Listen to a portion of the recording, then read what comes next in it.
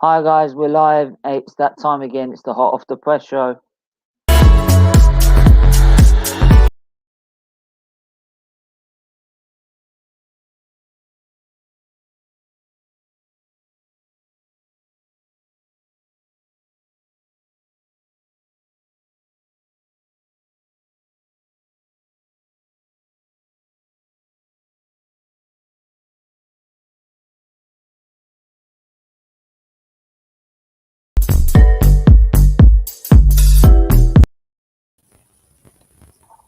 Yeah, it's that like I said, it's that time again. It's the Hot Off the Press show. We've got Connor already on the channel. How are you?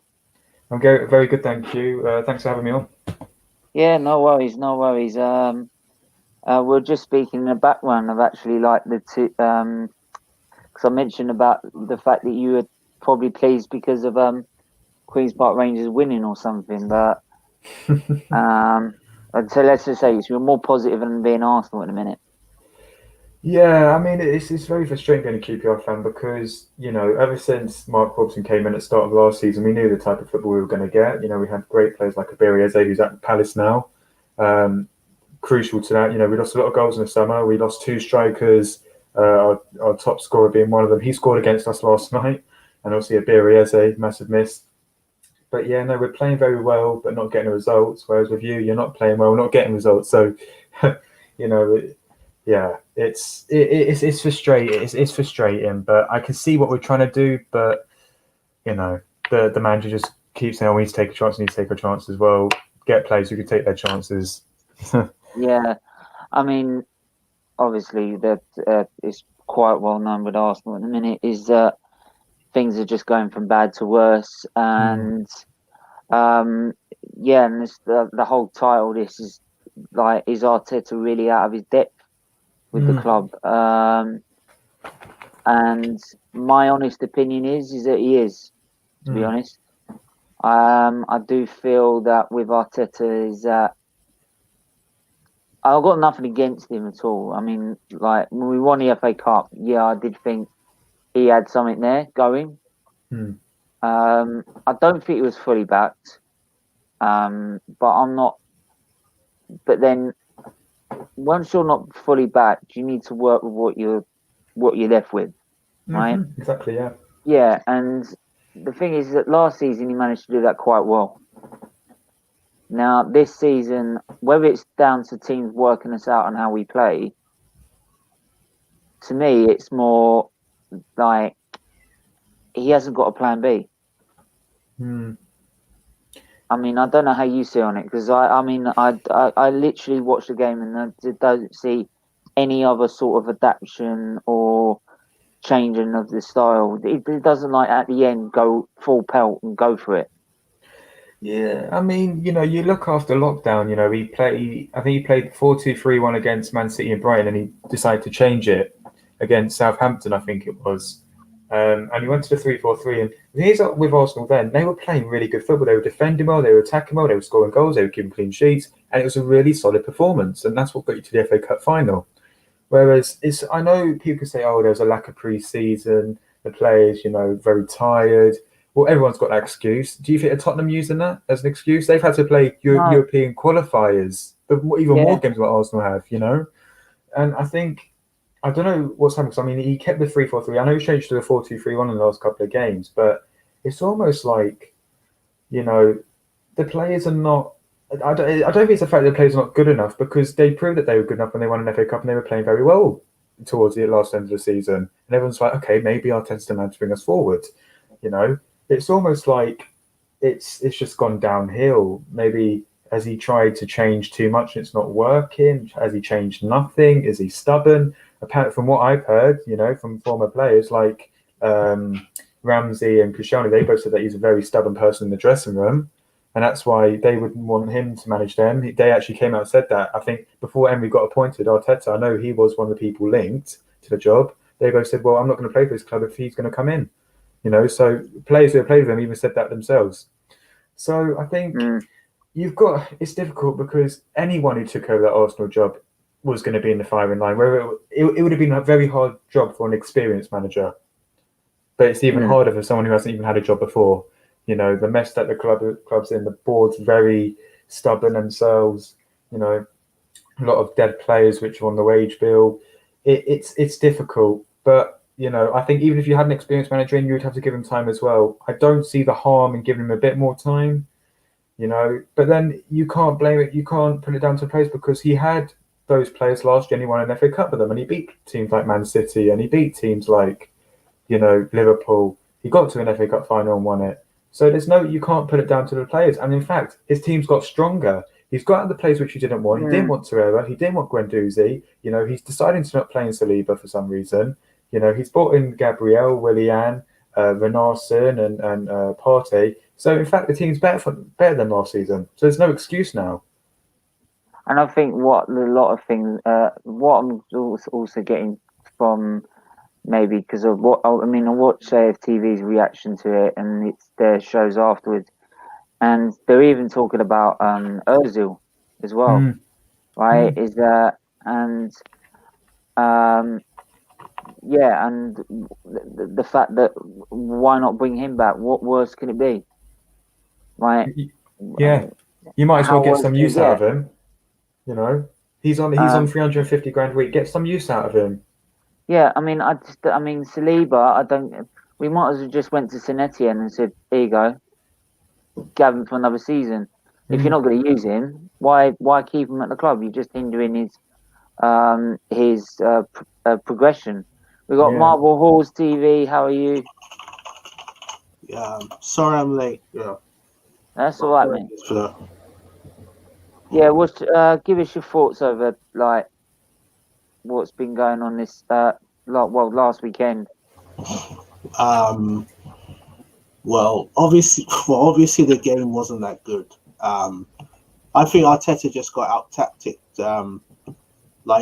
Nuno had a plan, and first half, I think both goals are bad defending, but even still, first half, apart from the chance we created, obviously we scored. We didn't offer that much. Second half, we tried to take it more to them, but they still counter-attack well. And I don't think we were clinical enough. But even still, I think it was obviously very poor. I think we did play into their hands a lot. Also, for me, I don't have any faith in Arteta, to be honest. I think, yes, we won a trophy. I'm happy and grateful for that. But I just don't think he can turn it around. He's inexperienced. This is literally his first ever job. So there's no past history to go on that he can turn it around. So the thing is that, the question is, who can we get in his place? We want a big experienced manager, but, we have to figure out who there is. And the thing is, if he does turn it around, then is that enough for him to go next season, or do we just call it quits at the end of the season and find somebody? To be honest, I don't know about that, but as it stands now, I just don't think he has what it takes, really. Yeah, there's no physical proof that he can turn it around, as you said. I feel sorry for him in a way because, this is his first ever job, and you're taking over a club that's not backed by the owners, got a deadwood side that half of them won't even make the starting lineup, mounting pressure issues in the dressing room. So and also just really relying. I said last year after the Aston Villa game at the Emirates, and I said where we would be without Aubameyang, and it was actually on an AFTV interview. This is what is happening now without Aubameyang. Yeah, because about Aubameyang, actually, I don't know what's wrong because he's dropped off a cliff. Because I was listening to another podcast actually. I think it's Arsenal Vision. They look at stuff from a stats point of view, and his XG and stuff apparently is not as high as it was last season. But I don't know. But even though we're not creating chances, even in the Wolves game, right? He had two headers. He had one. Was it two headers? I know he had one in the second half, but he just looked, if he put that on target, at the very least he'd have made I mean, it. do you know what? Then to me, it just felt like he wasn't interested. Yeah. It just didn't look like he was interested in winning those headers, or being the difference, or being a leader. And part of me just thinks that, has there been something going on within that? He's probably, I bet you, he's probably been promised that if he signs his contract, we're going to get Partey in, we're going to get Gabriel in, we're going to get all these players in, right, to really go for top four this season, right? And because we've only got Partey and Gabriel pretty much out of it, he's sort of been lied to or deceived. And whether that's now caused friction between him and the manager, I don't know, or made him disinterested in his performances. But I wouldn't put it past him. Yeah, I suppose it's a possibility. I suppose we really don't know. It's like speculating, but some things really happened. I don't know. As you say, it could be behind the scenes, or that he's just dropped his form. I just don't get it. I just don't get. Yes, you can say we don't create as many chances as we used to, but I can't put my finger on why he's not the same Alba as before. Could it just be like bad form? Because since he joined us, he's been very obviously consistent. So it's just like normal bad form. That every striker goes through bad form. I don't know, but I honestly don't know. Aubameyang's what? He's 30. He's 31 years old. He's just been given a new contract close to what Ozil's on now. He's at a club who, let's be honest, doesn't really win a lot of trophies. There isn't particularly a lot of pressure on the players. A lot of the players that surrounds him are pretty bang average. I think he's taken his foot off the pedal. I think it's the fact that it's bad form. I think he's in that, relaxing period now. I've got a new deal on a lot of week. Not too much pressure. Everyone loves me anyway, which is true. The amount of Arsenal fans signed a team, made it a massive commercial thing. They even did an Instagram live to announce his new contract. It's all ridiculous. I think he's now in that retirement stage. I think that's what's in his mind now, taking it easy, like a stroll in the park. You even see him now. He's being played down the middle in the last couple of weeks. Isn't really working out. Being played out on the left hand side isn't really working out. I don't think it's working out for him anymore like it used to. I think he's now more focused on what's going to happen after his career, because I think that I don't think it's the fact he's disinterested. I think because he knows a lot of the fans love him, so he knows, okay, if I have a bad game, no one will really care because I'm Aubameyang. That's what I think. Maz, he is just frustrated. Don't agree that he's similar to Ozil. Strongly disagree. Yeah, well, and he also come up strikers 5s on chances and goals. Yeah, and that's the thing is that. But part of me is like, do you blame him because he's not getting? Do you blame him for not being part of the team and wanting to have the ball, right? Or do you blame the rest of the squad for not creating the chances? What you got to remember is Aubameyang since the start of the season, except in the last 2 games, he's been playing on the left-hand side. He hasn't been playing as a striker, right? And his job on the left-hand side is to create chances and score goals. It isn't just score goals. You see players like Mane and Salah, they score goals and they create. And their work rate's fantastic. And even if he's not getting those chances, he's got to show some frustration to the manager and say, come on, let's do something on the training pitch, or do something themselves. Some of the best players, if people put him in this world-class category, I completely disagree. He's not world-class. But if he is world-class, like some people are saying, he needs to make something happen himself. Because that's what Ronaldo does. What are you telling me? You have to give the ball. Once Ronaldo receives the ball, he makes something happen. Yeah, that's what world-class players do. And to be honest, a lot of times last year, I could say you could put him in that category because he was doing that a lot of the time. I mean, like the Villa game that I gave as an example, pulled our arse out the fire. But this season, it is an unbelievable conundrum, and I don't think any Arsenal fan can work it out unless they literally have inside knowledge of what the club's going through. Yeah. I've got to disagree on the world class thing because I get what you're saying, like Ronaldo, but Ronaldo and Messi are like Messi, Ronaldo. Because like if you look at his goal scoring record, that is world class. So I hate admitting this, but someone like Harry Kane's all round game is probably better. But I think Aubameyang's a better goal scorer than someone like Harry Kane.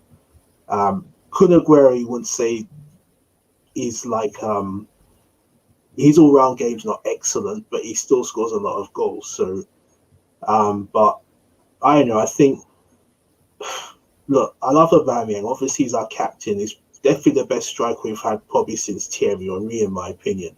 I know Van Persie, but he only had one really, really prolific season, and he was injured a lot. But I don't know. As I said, I can't put my finger on why, but hopefully, well, the thing is, a lot of fans are fickle. If he scores a winner, or let's say a last-minute equaliser against Spurs, or winner against Spurs, then obviously it's going to turn around and, you know.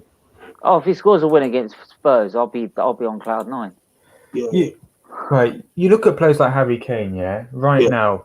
He's playing deeper than what Firmino would play. His passing has improved dramatically. I think he's joined most assists in the league. I think Kane's I don't even count Harry Kane as a striker, really. Exactly. Yeah, I count him more as a CAM now than a striker. Exactly. He is a number 9, but he's playing so deep, and you think, you know what? That is a world-class player because he's scoring goals, he's getting assists, and he's creating chances. And that's the main thing. Aubameyang's not doing any of that. Yeah. At the moment, he's not. No, I get it, but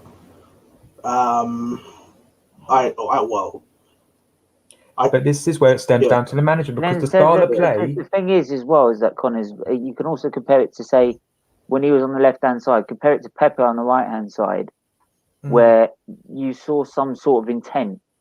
Yeah. You think something could happen with Pepe.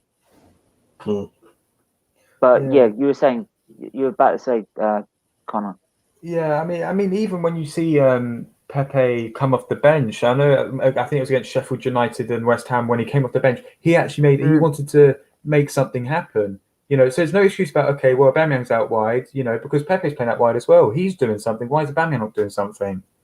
You know, but then you've got to look at the style of play because Mourinho, we know he's parked the bus manager. He's always done that. He'll always continue to do that. Arteta's parking the bus, and it's not working because you're not scoring a lot. You don't have that counter attack like Tottenham have, but then you're also not defending well as well. So it's almost like I think. Then the problem is, Connor, is that he can't then go all out attacking as we were, but under Emery because we ain't got the creativity. But this is what I'm saying. That 3-4-3 was working after lockdown. That's what got you to an FA Cup final. Yeah. So he was scoring goals there, and he was getting assists there. So I don't think it's because I know he's changed that formation in the last couple of weeks, but it was working. And in fact, he's got better players now, like Partey, like Gabriel, who's come into that system. So there's no excuse. Yeah. I mean, you could take this.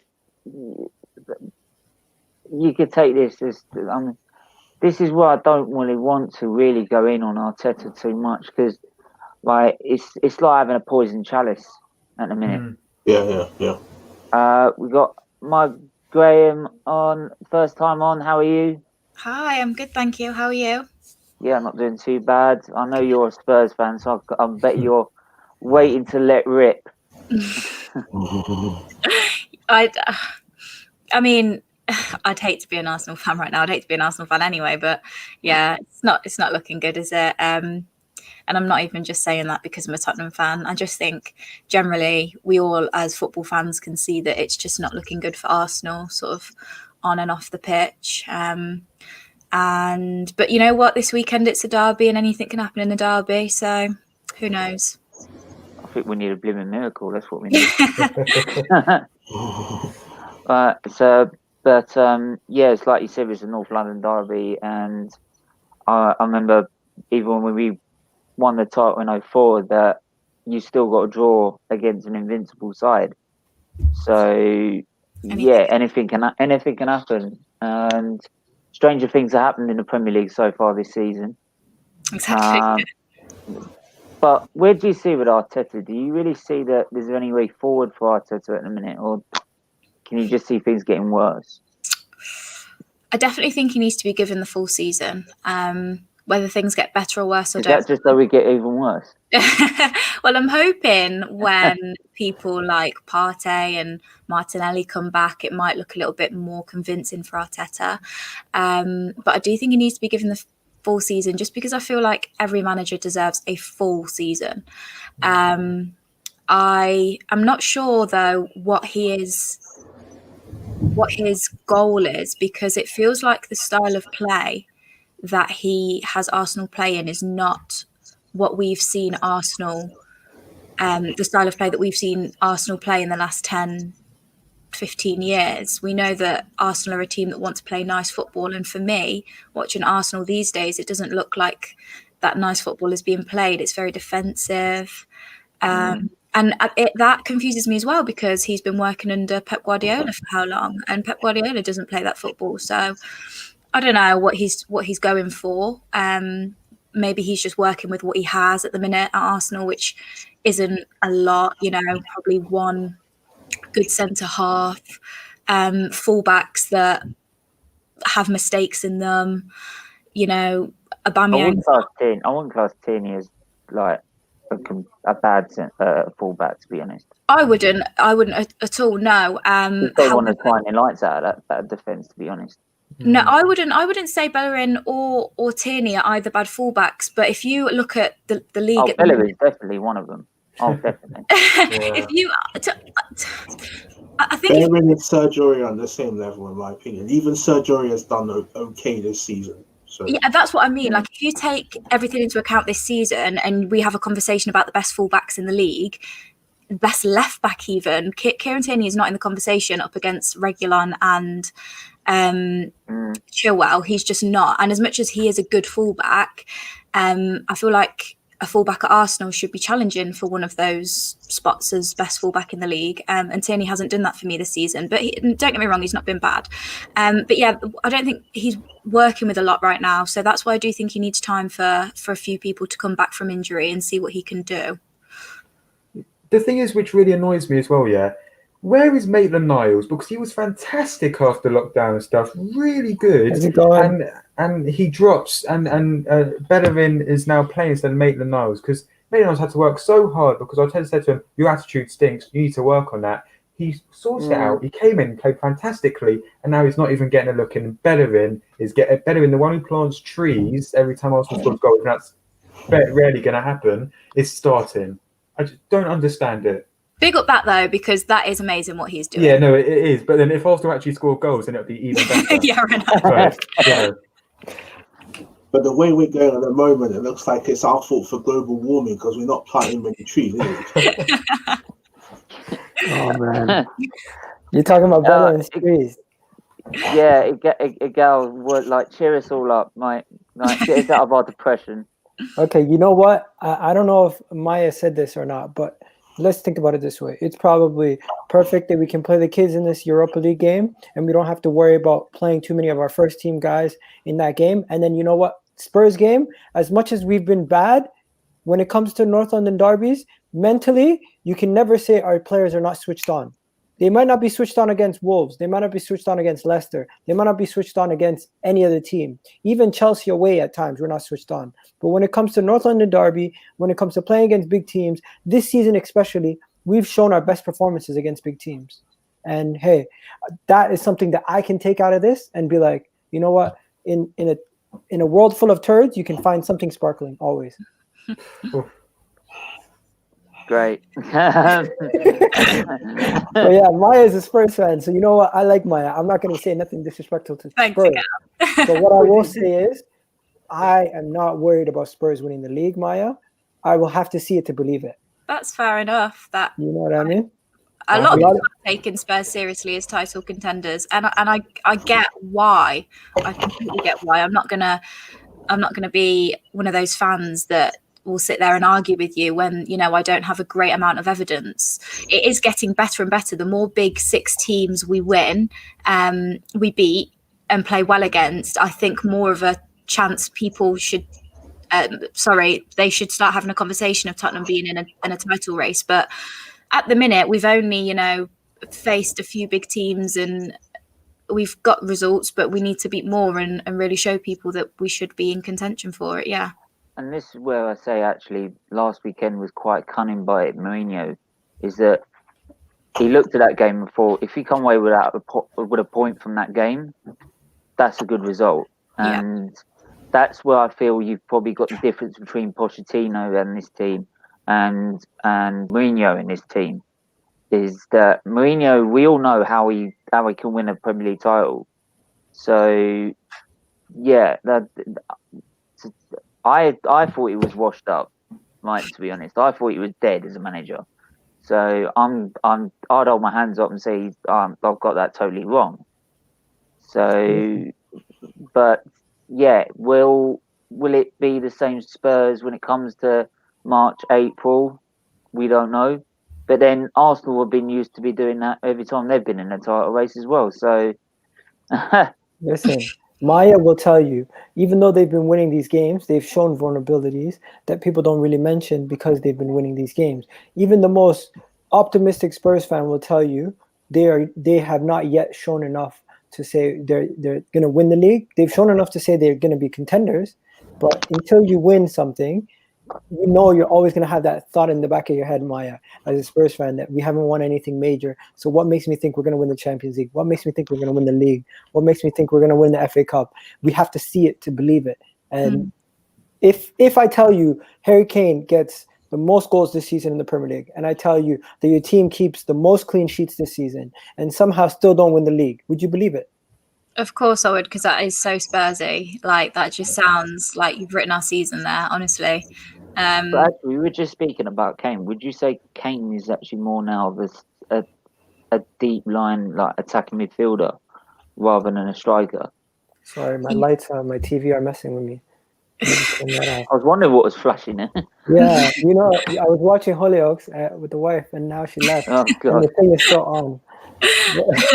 Yeah, I would say that I've said this time and time again, and I strongly believe it, he's really not helping Dele Alli out, because I believe that Dele Alli plays best in that pocket between a 10 and a 9.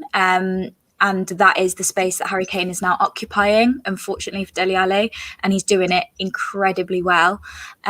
So yeah, I think he's opened up a new part of his game, which I think Jose Mourinho is probably the best kind of coach to have opened that part of his game and unlocked playing that deeper role, because Jose Mourinho is a deep and defensive counter-attacking coach.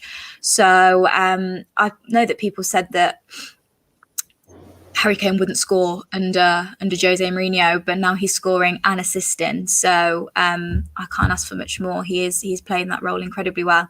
And Son can fill in as a number 9 and come inside and sort of take over Harry Kane's number 9 role if he needs to, because Son does that so incredibly as well. So the partnership is just scary. He's a better Firmino, isn't he? I mean, you look at what Firmino does, but he is a goal scoring. He actually contributes to the team. He's not just one of these passing players. He actually does contribute. And when you've got players like Son and Mora and Bergwijn coming off the bench, who are going to be running in behind, are fast, got a good, finishing ability. Harry Kane's mouth is just drooling. Honestly, I would be as well. And for once, Tottenham have got a world-class coach. They set up well defensively. They've got good attacking players. This could be their season. But the thing is, how upsetting would it be that no fans can really see it? I think that's the down point, Yeah. But yeah, honestly, if Tottenham win it this season, I think for me, it may make it more bearable. Guys, That's what made the Liverpool thing okay for me. Like, I've got so many fans from uni who are Liverpool fans, friends from uni who are Liverpool fans, and the fact that they couldn't celebrate this year made it okay. Well, to be honest, like I'd rather Liverpool over Man City, to be honest. So, why? For me. Why? Because like how is it they can go and get away with what they did with UEFA, Man City? Who cares? If they're already the winners, let them keep winning. Yeah, but we keep going on like our ball keeps going on about the fact we can only do loan deals, we can only do this, we can only do that. Whereas Man City don't have to abide by the rules, and they can do what they like and hardly get punished for it. Well, I think they've got a few close associates with UEFA. That's all I'm saying. I honestly think they do. I think UEFA's corrupt. You know, a little side payment. Okay, if you let us get away with this, do you care about paying out £10 million fines? Honestly, £10 million fine. That means nothing to them. That's like giving 50 Connor, away. Don't get struck down by lightning. Allegedly, they're corrupt. we know what it is, but as long as we've never seen, even when their president gets sacked because of some dodgy stuff, they still find a way to keep the sanctity of their company. It's crazy. Mm-hmm. The things with Arsenal as well, the Arsenal board, they just, as long as they finish in the European competition, they're happy. That's all they want. Not even doing that. They're not even going to do that at this rate. There's no ambition. At least with Tottenham, they believe in Mourinho. The problem is they don't want to spend so much money on these sort of players. That then the thing is that if they are spending money, they're not spending in the right areas, and because of that, teams like Wolves, teams like Leicester, teams like Everton are jumping ahead of us. Mm. They're ahead of us by a mile. How much money did you spend this window? About 90 million. Yeah. Actually, no, not 90, about 70. Partey and Gabriel alone was 70 something. Yeah. And then who else did we get? Renarson, but that was only a couple of mil, so we spent around 70-80 million. But what I'll tell you is we're gonna spend big in the January window. I don't think they're gonna let this season go on without getting an attacking midfielder. We're gonna go big in the window, and when I say big, I mean usually the last time we went big was when we got Aubameyang, record signing in the January window. I think we could do that this window. We could go crazy. Please don't make predictions after the last 5 predictions. No, I'm going based off what Fabrizio Romano said. Fabrizio Romano said he expects big things from Arsenal. And you know what? I have to see it to believe it, just like Tottenham winning the league. But before it happens, when people are starting to report it, that's when you know it's good. To be fair, Romano doesn't bullshit that much. He does have a lot of contacts. So as I said, we'll have to see to believe. But I just want to ask Mara about Jose. Is that personally, when he left Man United, I thought he was washed up too, because he seems to be very toxic wherever he goes. Chelsea, Real Madrid, United, but is part of the reason, or like a major part of the reason why you lot are doing well, is that Jose's like, not so much he's happy, but Levy's backing him. Because obviously you want success, right? You've been starved of success, and like, you know, we're still dead, but we can still win trophies you haven't won in the last 30 years. I'm sorry, I had to get that in there. I can't help it. I'm a Dino. I can't help it. He's getting them in before it lasts. Yeah. Is it like, say, Levy saying, all right, cool, we want you to win, you haven't won in a long time, so is it like he's, and not just that, but the players you have, because like Harry Kane said last season, he did say he wanted to leave, but he said it it was kind of a clever way how he said it. He said, how can I put it, he said his options are open if Tottenham don't win anything, if that makes sense. So is it like, say, Kane and like Song, all your top players, even players who've won a lot, like Lloris was won a lot for France, obviously. But are they looking at Mourinho and say, all right, cool, we have a boss manager, and like you're getting, to use an Arsenal-esque phrase, they're trusting your process, right?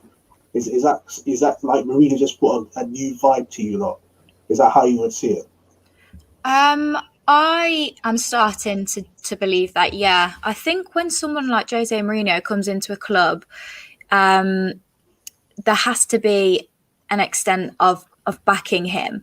And I mean, you can say that Levy's backed him financially, but we only spent, I think it was touching about 56 mil this window. So compared to some other clubs, it wasn't huge. I think with what Levy was backing more in Jose Mourinho is his sort of his own personal, I guess, recruitment and man management skills, and the fact that he managed to plug holes in our squad for 56 million pounds, and we're now sat top of the table. So it clearly does show some trust, and you have to trust a proven winner. You know, he's won at clubs where he had no right to be winning things. So I think that it just seems as if, don't get me wrong, I can completely appreciate that Jose Mourinho has gone into clubs, and it's been toxic. It's been poison, but it just doesn't seem like that at Tottenham. And I do believe a lot of it is Daniel Levy. I think that Daniel Levy always and has always wanted the best for Tottenham. And he is backing him. The players are backing him. The players are playing for him. Towards the back end of Poch, I don't believe the players were playing for Poch. I don't know if they were playing for the club. I don't know who they were playing for, but it was terrible. And now I'm seeing, and a lot of teams as well. I was on a stream with someone, I can't remember who it is, so I can't quote them, but they made a good point that a lot of the time there's sort of the clubs that he goes to, there's player egos, and it always clashes with Mourinho because he's a big character himself. So if you have someone like Pogba at United, I don't know, but at Tottenham we don't have that. You know, you can say that our biggest player is Harry Kane, and he is an amazing man, or at least he comes across it. We don't have any big ego players, so I just feel like the dynamic is just working for him, and hopefully that will result in bringing us a trophy. I have a question, quick. Hang on, I was just gonna say that you said about 56 million and spending it in the key areas of your team. You compare that to Arsenal, where we've got a defender, we've got one midfielder, but it's not really addressed the whole issues of the club, right, and the whole issues of the team, and that's where you can see why Tottenham are now progressing so much further, and Arsenal are just falling backwards. But Connor, you were going to say? Yeah, you talk about big personality. Dele Alli, right? I know in the Tottenham documentary, when I was watching it, he had a very close relationship with Mourinho. But what has happened over the time for him not to even be involved in the squad now? Because I know he had a really good relationship with Mourinho. They got on really well. He got Ali playing again. But what has happened in the space of these few months for him just to completely not be involved in the team now? I mean, your guess is as good as mine, and I'm a Spurs fan. I think, like I mentioned before previously, Harry Kane isn't making it easy for him. He is sort of covering that whole cam and centre forward role in one, so that probably isn't helping Ali. But away from that, we saw at the start of the documentary, Jose Mourinho just wasn't a keen fan of Dele Alli's training style. He thought he was lazy, and as much as they might have had a close relationship, there's 5 days in the week that you train, and the manager has to judge you off on whether you're going to get a spot in the starting 11 at the weekend. And if you're not training well, then I assume you're not going to get a place at the weekend, no matter how good you are. So I mean, we saw it happen with Tanguy Ndombele. He completely got shut out, and for what? He was our record signing. We could all see the potential, but Jose had his reasons, and now we are seeing one of the best performing centre mids in the league. So I think there is a method to the madness. Whether there's a future for Dele Alli at the club, I'm not sure. I'm really not. I hope there is, because I think he's a wonderful player, and I think when he plays to his full potential, he's incredible. But I don't know what's going on, to be honest. Well, I honestly think with Dele Alli is that I think his time's come with Tottenham. You say it's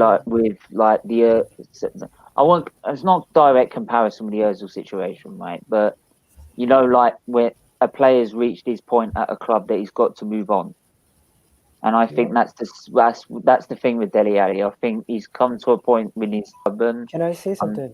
Why can't that be Go to the other side of North London because I think you need. Oh, He's the Siri's type of acting player I crazy. think that you need, by the way. Yeah, That creative. Yeah. they've got Ozil, but they won't play him. Yeah. Listen, am I crazy to say Dele Alli at Arsenal? Obviously, the fans will never accept him. Obviously, this question right now, people are saying I'm crazy. I put it on Twitter. I got abused for it. You can't say Dele Alli. You say that, but then Sol Campbell came from like the white side, North London, to the red. No, but Right. Sol Campbell was their best player. That's like Harry Kane coming over. Yeah. Well, Dele Alli wouldn't do it anyway. So, Agal, this conversation is pointless. Yeah. Yeah. I don't think Let's not give Spurs fans a repeat of Sol Campbell, shall we? Oh, man. Anyway, listen, guys, I'm going to have to shoot off. But Yeah. I'm so sorry, but thank you for having me on. That's all right. Maya, Fox Babes, we see you. Yes, yeah. Is it going to turn into a preview for the Spurs game? Yeah, Friday I've got a preview for the Spurs game. No, I was asking Maya if she's. Oh, sorry. No, yeah. Yeah, I'll probably will. What, do you want to jump on? I'll make my debut on the Box Babes if you want. Okay, right, I'll let you know. Thanks, guys. See you later. All right, no worries. Yeah. Bye. Bye. Yo, my camera's been acting up all day, guys. Sorry. I don't know Yeah, what's wrong with it. mine acts up all the time. It shows my face.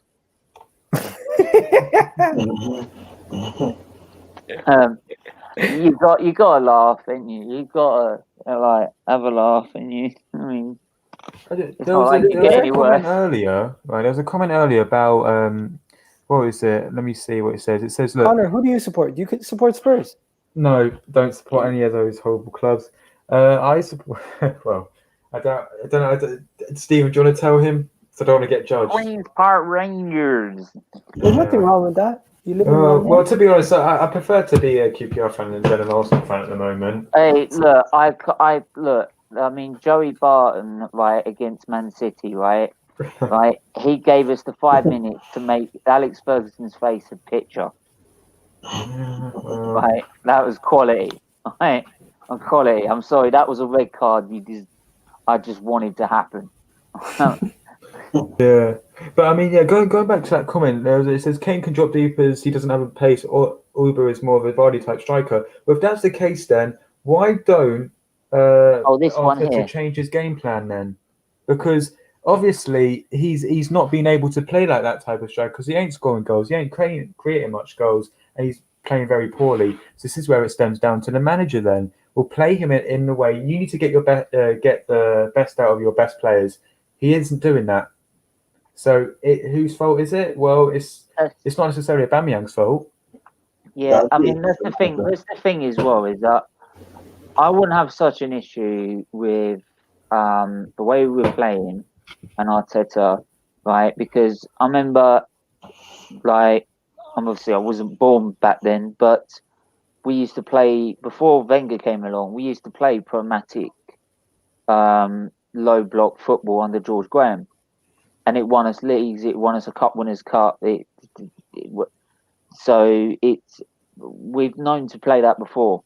So I'm not really too fussed about how we play as long as we win the game. So I wouldn't have an issue with it if it just wasn't for someone like you said earlier with Maisie Maitland-Niles. Why is he still playing? Why is he not playing at right back? Why is it the only time you see him he's at a left back in the Europa League? And some of the decisions it's just baffling. But is it always Arteta? Is it What though? about his coaching staff? This is the thing. Maybe we're concentrating too much on Arteta. But what about his coach staff? Because they have a say. I know at QPR, our coaching staff have a say. They work on set pieces. What about It's not the this manager. stuff? Is it a surprise that he's only playing in that position? Because at the back end of last year, what was the best position for him? It was at that left wing back role. And if Tierney's going to be the left-sided center back, who better? But if he's going to be there, then why isn't he dropping Bellerin? I mean, I don't see where Bellerin gets in his side. If he drops Bellerin, who's he going to drop him for? He's going to drop him for the man that he bought as a right back replacement in January. Well, you could play Maitland-Niles there. No, he is not going to play Maitland-Niles out of Well, stubbornness. what was the point? What was the point then? Instead, if you're not going to play Cedric there, right? What was the point in signing him towards the end of last season in the first place? The whole reason why they did it was so they didn't lose out on his value. They felt like getting him to stay and signing a new deal, they could get more money in return for him instead of selling him. Think about it. You get more money for an English international who's in the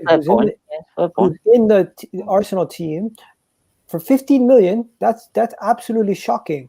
A kid at Spurs Academy who barely played a game went to Southampton for the same price. In my opinion, Ainsley Maitland-Niles is worth at least 25 plus. But we got disrespected with the bid and they turned it down. They weren't going to sell him. This when why did we turn down PSG for Bellerin? We turned down PSG for Bellerin, same thing. They found the offer disrespectful based on the amount of money these guys spend on uselessness. They felt like their valuation for Bellerin was 35 and PSG's valuation for Bellerin was 25. Wasn't it with the thing where is that just an extra 10 million just for the camera fees, like to give them a good picture? No, they just found it borderline disrespectful, bro. Let's be honest. Yeah. You know what I mean? If we want to just look at it the cold light of day, the way it went down, they found it as a disrespectful transfer offer. Anthony, cousin, how are you? Yes, Anthony. How's it going? Right, Connor? Yeah, good, thanks. Good. Oh, good. What's your thoughts, Anthony? Give us the lowdown. On the mighty Arsenal. No. We've been talking half an hour about the mighty Spurs for some reason. No, because we're facing Spurs soon, right? Oh yeah, I've got a preview for that coming up. So they're Tottenham are the best at the moment. As far as I know, than ever. They got a good manager, aren't they, with Jose Mourinho? He's doing well there. The squad's playing well. Son is absolutely fantastic. I don't get me wrong. Son's their best player by a mile. Yeah, King's good, even if he don't score in a game, but he still puts 100% in, and that's what the Tottenham players are doing. It's a shame that Arsenal ain't doing it at the moment. You know. Yeah. So where you stand after like last weekend then, or is it just the same shit, just different day? Well, yeah, it is. In all fairness, Arteta don't know his first 11. You know, that game against Wolves, what Pepe did was stupid to get sent off.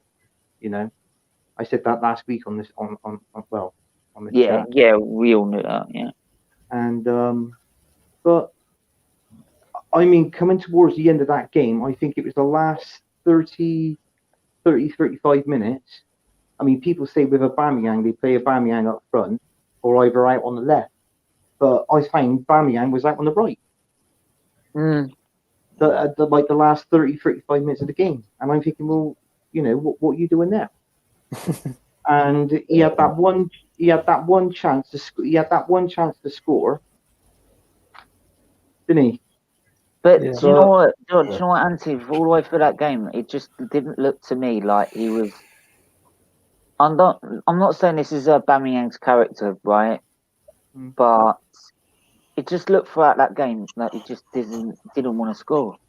He just didn't look interested to score.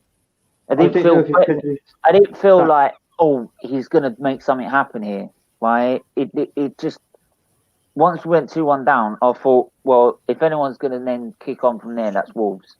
Yeah. Right? They're not gonna respond. People are saying ever since he signed that contract, Aubameyang, he hasn't been. And he's proven them right. And he's proven them right in a minute. Yeah. At the minute, he is proving them right. I came out in defence of him and saying, no, he's not like that. It's not the same situation. But right, all he's doing at the minute is proving those doubters right. That's right. Yeah.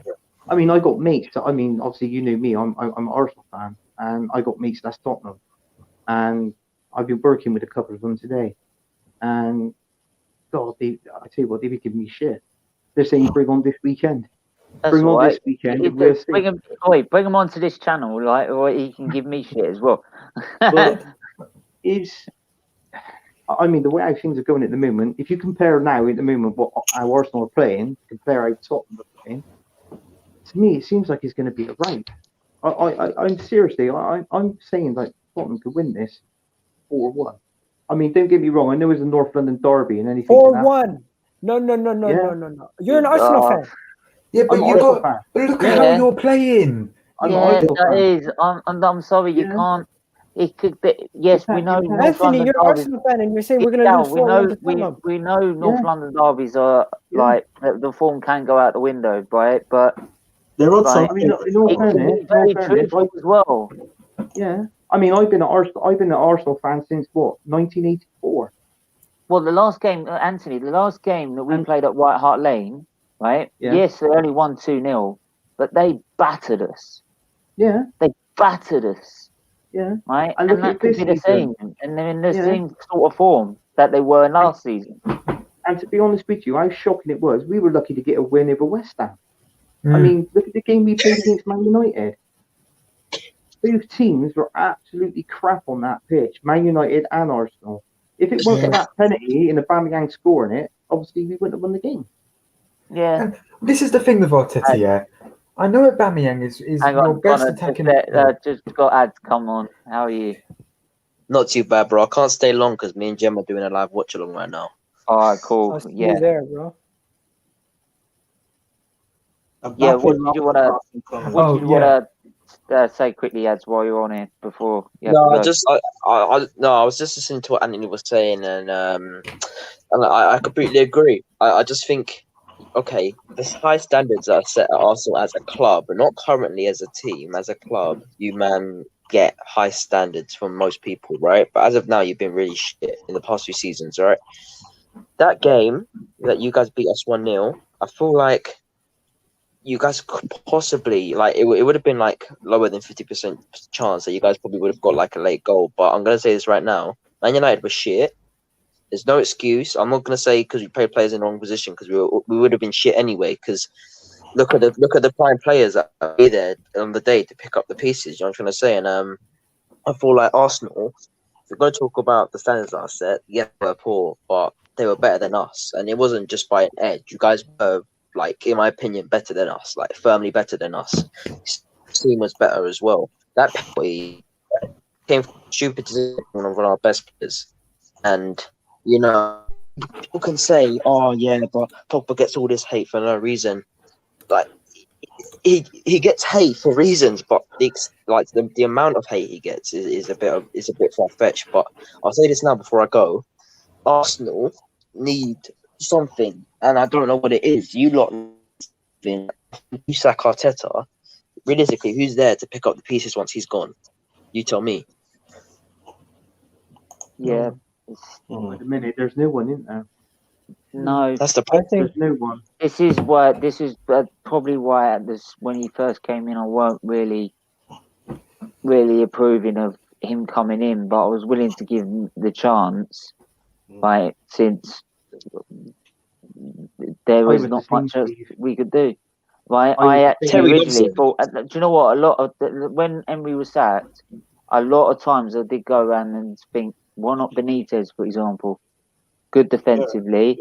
Stabilizes the team, right? And then if we want to get a well-endowed manager, right, back in from there. But even then, I think Benitez would have probably then looked at the end of the season, realised he's not back like he was at Newcastle, and then jumped ship. That's the problem, though. That's the problem. That's the reason he got rid of. That's why he left Newcastle in the first place, because he wasn't back. Right, lads. I'm gonna go because obviously I can't just leave Jem by himself. Yeah. So, lads, take care. Miguel, big up to you. And Connor, Marble, Stephen. Man, take care. Yeah, thanks, Dad. Yeah, you know, first thing I'll say is Marble Hall TV. Big up to you, bro. I've been seeing you around for a long time. And first time we had this conversation, I think. What I want to ask you guys and everybody here, do you honestly don't see a win coming out of our next couple games? Because every single Arsenal fan I speak to is not as, let's say, optimistic as I am, and I'm a very positive person in general. Everything I see, I usually try to spin it in a positive way. But at the same time, I don't try to overreact in a negative way when things are going bad. Right now, I can see why people are I get worried. what you're hearing. I get what you're hearing, mate. I can see why people are worried, but I don't think it is as bad as we're never going to win a game until the end of the season. People are saying we're going to lose every game. That's ridiculous. Yeah, you're 14th in the table, Tottenham are first. That's why people are worrying. Isn't the fact that forget about Tottenham. They're saying we're going to lose to Burnley. They're saying we're going to lose to Southampton. They're saying we're going to lose to Everton. We're going to lose to Chelsea. All those teams, we're going to get slapped. That's because there's no positivity in positivity in the football you're playing. There's nothing there. There's nothing to suggest, you know what, we're going to go out there and give them a game. Do you know what's honestly? Do you know what? It's getting to a point now. Do you know what gets to a point now is that I'm just coming to sort of, like I've had to this year. I mean, this year, halfway through this year, I was told that I can no longer do surgery in terms of fixing my health problems, right? If it was going to fix it, it was going to fix it itself, right? So I could be stuck here like this for years, right? Doing the same shit. But now, instead of like getting really angry about it, and yeah, I do have my days where I do, right? Is that I'm more resonated to it. I'm more just like, yeah, okay, right, just focus on something else. I don't let it consume me in such a way now. And I feel that's the same with I feel with Arsenal, is that, yeah, all it's bringing me is disappointment. So why would I get so wound up about it? And don't get me wrong, doing a watch along, I will. But in the end, I wouldn't concern myself too much with it. So, yeah, okay, we played shit, right? I'll do my shows as usual, and then I'll just carry on as that. Now, if we don't get a result against Burnley, then I don't see any position where Mikel Arteta can stay. Literally, people are comparing us to Burnley. That's the thing. We're playing in the same sort of way. Exactly. Because the thing is, though, is that you look at Villa, well, apart from, Jack Grealish obviously is top quality, but man for man, they're not better than us, yet they slapped us, right? You look at even Wolves. Wolves are a decent side, but man for man, are they better than us? I'm going to be biased. I think we'll all be biased here, but in my opinion, they're not man for man. They have a better manager, but that's the only thing they have. They have more experienced manager. That's the only thing they have on us, like outright, right? But they still were better than us. Even Leicester, a Leicester man for man better. Touching. That's the thing, but that's the thing, Marbles. It's like you're looking at that, like you're looking at FIFA 21, right? You see it all the way down as the average ratings of our attack, midfield, defence, and you look at it like, oh yeah, well on paper we've got a better side than this team, and this team. But actually, the way we're playing and how confident we are, and the mentality of our club at the minute is completely the opposite. Exactly. Well, actually, that was the point I was going to make. That you could say on paper it should be. That's all right. You can say on paper we should be beating X, Y, Z, but regarding what Agal said about not beating Burnley or Southampton or Everton, that again, given the form that we're in, it's understandable. Even if on paper we should be better than Burnley, personally, I think we will beat Burnley. Southampton will be touch and go, Everton, and obviously Chelsea. But you can't help but be negative at the moment. And as for the Tottenham game, look, we hate Spurs, right? Obviously, but I think we're fools if we think we're not underdogs. They're favourites. That's just a fact, in my opinion. Exactly. So, right, okay. Let me put a question to you, because you're very positive. Everyone here can agree that after lockdown, Arsenal was superb. Are you saying I'm not? No, but everyone could agree that Arsenal were playing fantastic football. They were getting results. They beat Liverpool, got to an FA Cup final, won it. That's good, right? The mentality of the football club was going in the right direction, and it was really, really positive. Yeah. He did really well to get that out of those players, right? Yeah. So what has happened over that little pre-season that Arsenal had, right, to make Arsenal even worse, going backwards than what they were under Emery? Because I'm saying, I know Partey's injury, you can make up these little excuses, but he did extremely well with that team in the FA Cup, got results against Liverpool and Man City and Chelsea, etc., etc. But Sheffield what United. has happened, and yeah, Sheffield United, and there's more teams in there as well. So what has happened to Arsenal now? Okay, so actually, you know what? Let me put this to you. Okay, it isn't the players, because the players proved that they could do something by winning the FA Cup. They beat Liverpool, they beat Man City, they beat Chelsea. They can prove they could beat big teams. So what now has happened? Yeah, that they can't beat these teams anymore. I think it's the manager. No, The I same. will tell you what happened. You can blame the manager, you can criticize the manager, but what really happened was he trusted in his players to change the system, and changing the system was to the detriment of our results. We were getting results based on the system that we were playing, not because we're an amazing defensive team. It's because we were set up in a way that defended the whole entire pitch more than focus on scoring the next goal.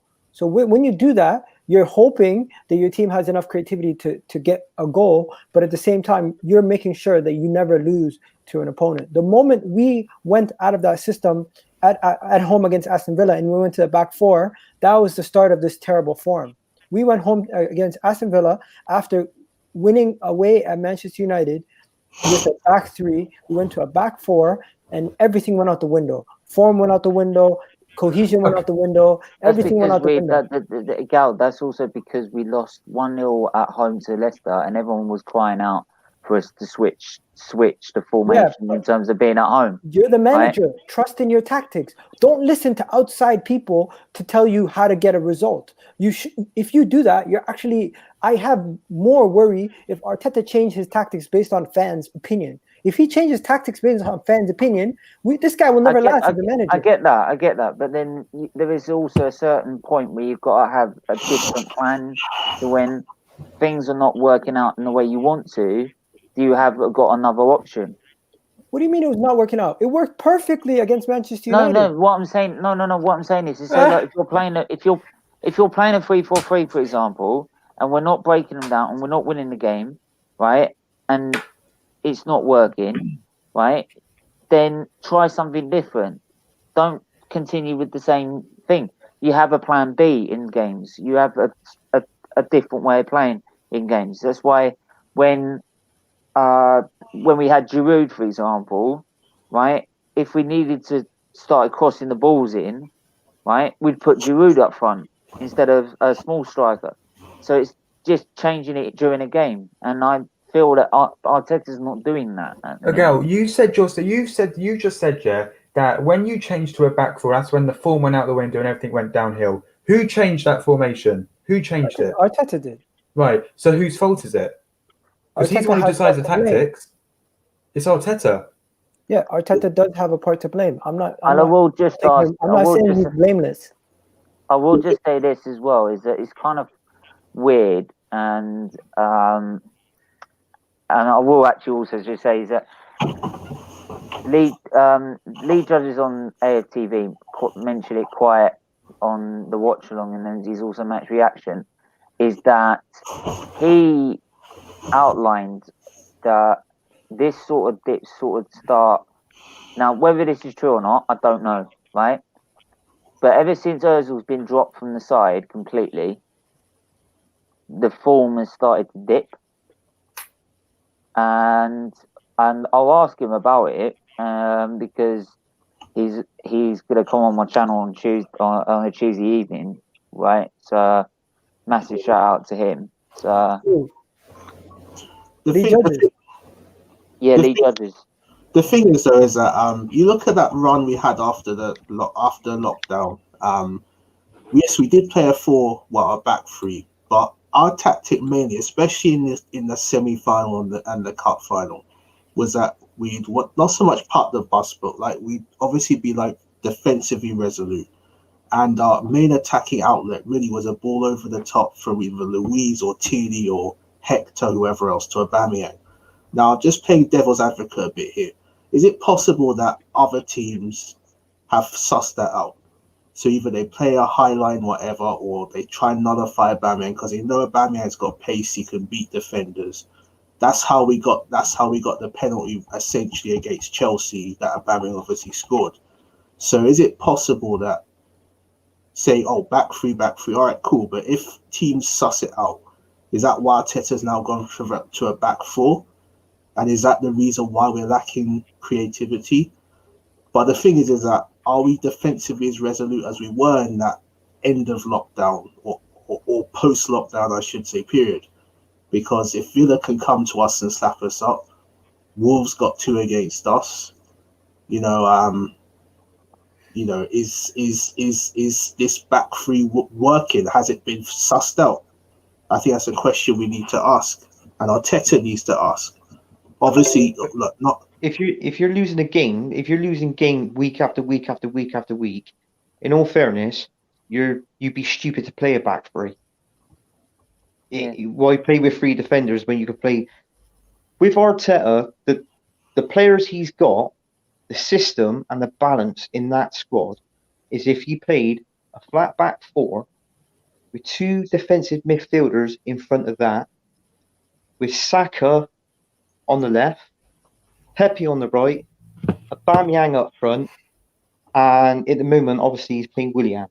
But I think when he comes back from injury, I think Martinelli might have a good shout to play just behind Aubameyang. You said that, yeah, you said that before. Yeah, that's the system that would work for Arsenal because you've got the 2 defensive midfielders protecting and helping out the back 4. Exactly. Okay, so hear me out though. Hang on, before you say it, Marcus has just joined on the channel. Been a while. Hi. How are you? Yeah. I'm good. Thanks. What's your opinion on what's gone on in the Premier League this week? I'm chuffed that Spurs are still top of the league, of course. Of course, it's only on goal difference as well. But so much for Arsenal winning the league. Wait, Fulham got a good result, didn't they? Yeah. Yeah. Best stuff. So I'm hoping they can do the same with City. Because right now City aren't obviously. Let me get this right. Marcus was a Tottenham fan. He went to Man City. Position, now he's back to Tottenham. I think they can definitely pull this back. And if Spurs were going to win the league, I would hope. So who do you support? I'm confused. I thought Spurs. You support Spurs? So why are you talking about Fulham? I think he's trying to say that he wants Man City to drop more points. I think, is that it? Why? What does that have to do with them? You're ahead of Man City. Man City's like 7th or 8th. Surely it's Chelsea you should be worried about. They got a good shape, Chelsea, mate, for the to win the league. That's the thing, yeah. Chelsea. You're gonna worry about Liverpool, and I feel like you're worrying about the wrong team. We all agree. You might have meant to talk about Liverpool and Chelsea, but hey, when you're looking at Man City, that shows me that you're not confident that you're even the 3rd best team, let alone the 4th. I think with Liverpool, they're finding it hard because that Van Dijk is out for the rest of the season now, isn't he? And that's the strong bit, the spine of that team that's gone. So that's a big weakness for Liverpool there. Okay, yo guys, I gotta head out, but thanks for having me on, Steve. No worries. I'll see you Friday when I'm doing when you doing the show, 7:00. 7:00, yeah. Yeah, I'm gonna be doing a show Friday around the same time. I said so I couldn't do this evening because obviously I've got to be at hospital. No, it's okay, man. Health is important, man. Health over everything. And yo, Marble Hall TV, Connor, Anthony, big up to you guys, man. Yeah. And you know, take care. Is this the same Marble Hall TV that used to be subscribed to Sunny TV? Yeah, it is. Yeah. Big up to you, bro. Yo, check out my channel, man. I haven't seen you around there. EGTV. Okay. Yeah. Oh, yeah. Thanks. And yo, big up to you guys, man. Peace out, ladies and gentlemen. Thanks. You know, I was going to bring up earlier, this transfer window, I reckon, is going to be one of the most entertaining ones because Liverpool got a lot of injury crisis. Guardiola is going to get backed. Arsenal apparently have 95 mil to spend. It'll be interesting to see if Tottenham build on what they have, you know. And I think it's going to be a really, really good transfer window. I think United, there might be a few in the door. United, I think it'll be really interesting. That's Do right. you know how much I did the believe same. Arsenal got 95 million to spend? Do you know how much I believe it? How much? Right, I believe like my health problems are going to be fixed next week. Well, apparently this is what I read. They said the Kroenke will give Edu and Arteta 95 million to spend in the January transfer window, Yeah, they depending spent that really well this season. how they're doing. I got to be honest with you, the best player they've bought this season, Arsenal, was Gabriel. Oh, Gabriel, yeah. But you look at it. No. Anthony, don't jinx it. Do us a favour, don't jinx it. Every time we I'm start not. praising one of our new defenders, they turn to shit. I'm not going to jinx it. But do you know we bought Partey from Atletico Madrid? Ever since Atletico Madrid has sold Partey, they're second in the league. They're second. Yeah. And how bad is this? When you start career mode of FIFA 21, you've got to spend about literally all day sorting Arsenal shit out. Oh right? yeah, I've done that. Yeah, Like I know 12 exactly how that feels. defenders, including players on loan, 12 defenders, right? You've got to sort all that shit out before you even get anywhere near to thinking about doing the friendlies, let alone start the fucking league. Right? Right? That's why when they do FIFA 21, they give you the option of an initial investment. You go for the maximum. Right. Question for Otherwise, you you're lot. fucked. If you're the manager of a football club, right, and your best player isn't on form, would you drop him? I would, yeah. Right. Yeah, So why isn't Aubameyang getting dropped then? I don't know. To be honest with you, Connor, I was going to say something else about Aubameyang as well. Yeah. Aubameyang is, obviously he's Arsenal's best player, like goal scorer. People think he's world class. He's not. He's not. He's a good player. World class players for Arsenal, you've got to put Thierry Henry, Dennis Bergkamp, and Ian Wright. Just in a striking point of view, I'm just saying it from. Now, with Aubameyang, Cliff Bastin? he doesn't. I feel he doesn't give 100%. He don't give 100% to that team. And even since now he's signed that contract, he's gone down from, let's say for instance he was on 100%. He's now gone down to mine. I reckon he's gone down to about at least 75 to 70% now. He's not. He's not world class. Yeah, but this is what I think. I don't care. Like I used to remember where it didn't matter if you were Alan Smith, right, Dennis Bergkamp, Thierry Henry, right. If you were shit, you were dropped. Yeah. And the story. Yeah. Right. Same with you mentioned those three strikers there. I mean, Cliff Bastin, right?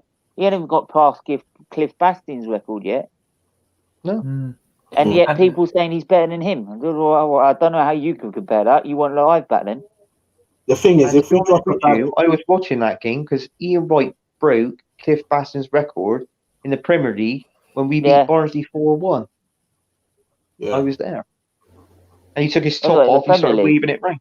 Yeah, in the Premier League. No, it wasn't Barnsley. That was Bolton. No, I think it was a home game. It was a home game. Yeah, it was 97-98. It was at the start of the season. It might have been. What? I think it was Barnsley. No, Barnsley won in the league. Yeah, in 97. Barnsley was in the Premier League. It was They signed Darren Barnard from Bristol City to go in there, and I think I don't think 97-98 Barnsley were in the league.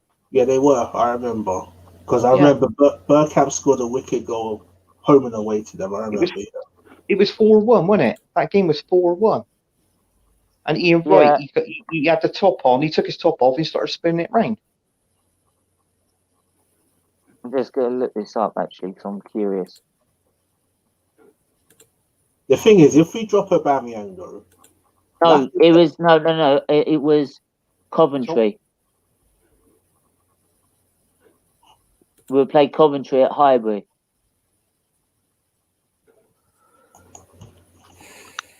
yeah, Coventry. we played. They used Yeah, to I be a just little looked bit of at- our boogie team in Coventry. Yeah, Marcus, is your internet recovered? Partially. Partially. Breaks up every now and again. The So thing is, do you think Tottenham will win the league then, Marcus? Do you think you got a chance? It'll be difficult. I think we always suffer at the end of the season, so we need to get like a decent advantage. Like being level on points isn't good enough.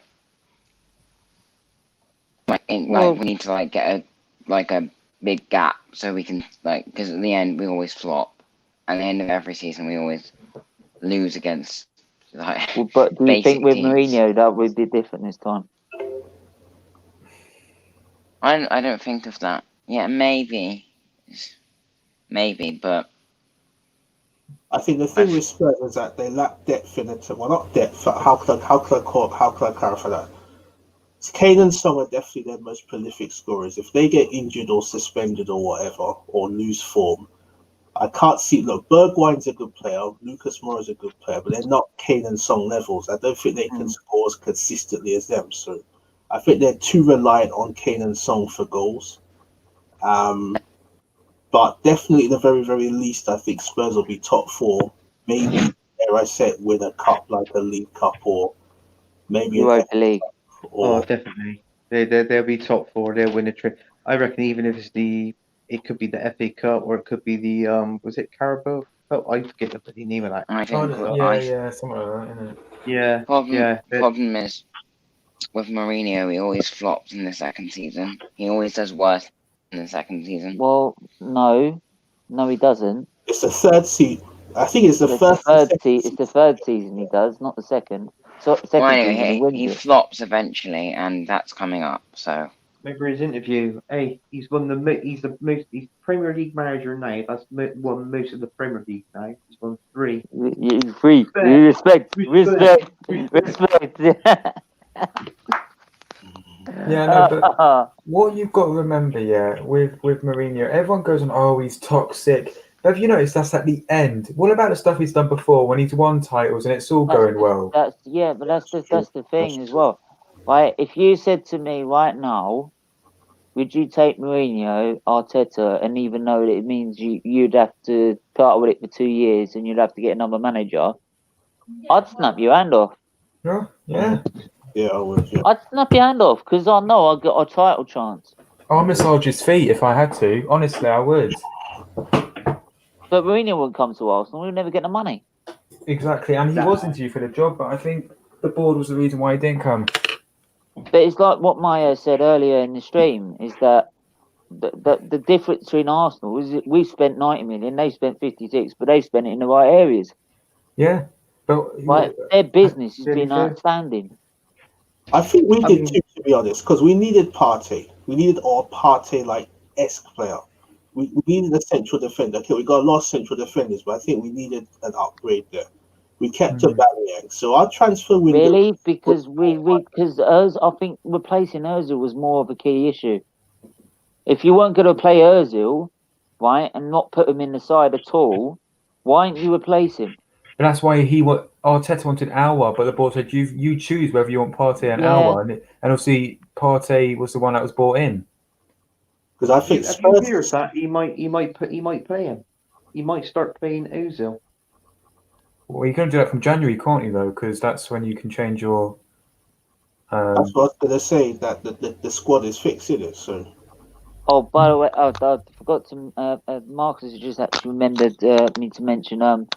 Heard Lewis Hamilton's caught COVID-19. Oh yeah. And George Russell will be in his place. Hopefully, I'll be George Russell to win the Grand Prix. Right, there you go. That's what I'm going to put a £10 bet on it. Right, but good. Fair. Yeah, hope he gets well and he fights just as much as I fight with my health conditions. Still I rise and all that rubbish and all that. Right. Oh yeah, and Jimenez, he's been released from hospital as well. Is he? Yeah, it's good to hear. It's great news. And long road ahead of him apparently, but he's out of hospital. Same with Grosjean as well, has been released from hospital as well. After that, Yeah, I saw that. A horror crash. I've never seen a car go through a barrier, let alone hit a barrier. So, I was going to say that Mick Schumacher's also been signed for Haas. Mick Schumacher's been signed, but that was nailed on. That was nailed on. But it's just right. His dad's obviously still recovering. Whatever. Just quickly on F1. Right, you're the Arsenal board and you're Arteta, right? You've got 95 mil in January. Who do you buy? Now remember, Aouar, I think he will cost 45 to 50 mil. So if you want him, that's more than. Yeah. They want to buy him and most probably a centre back. Yeah, the one from, I saw it from Leipzig. I think it's Konate, I think it is. Yeah. Ibrahim Konate. Yeah, they're on about them too. Even though we bought in, people think we've done great in defence. You know, we've got Kieran Tierney, we got Gabriel. Can I just ask, where does Szoboszlai play in? He's a number 8. I think he can play multiple positions though.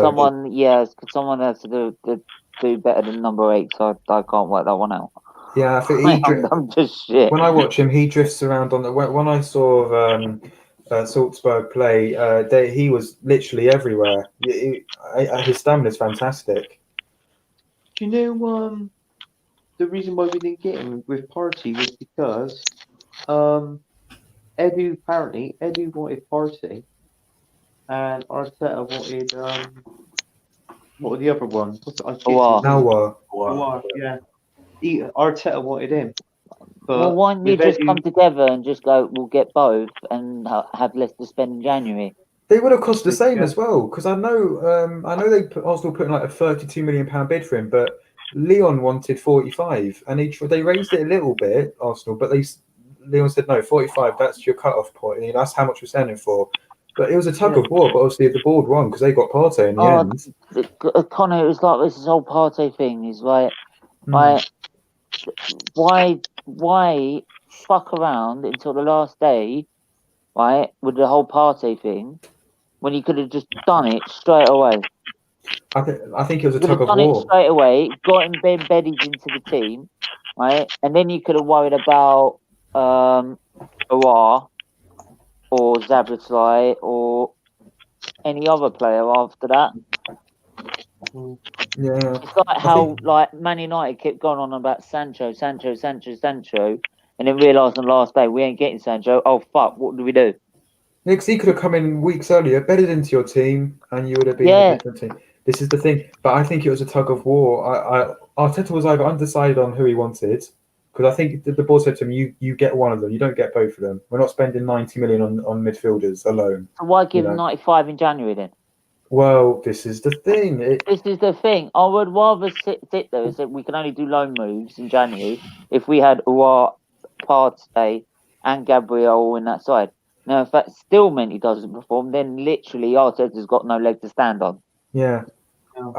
Stephen, I said to you as well on the last stream, there's a lot of Arsenal players who are out of contract in the summer. So some of them might go for cutthroat prices in January. So maybe if it's the 6 mil, the 7 mil they go for, because they're out of contract, so Arsenal might want to cash in on them. But it's like you said, it's like the only way to get rid of them. That's the only way we can. That's the only way we can. You know what? I don't even think we can get rid of them for 6 million. I don't even think they're worth that.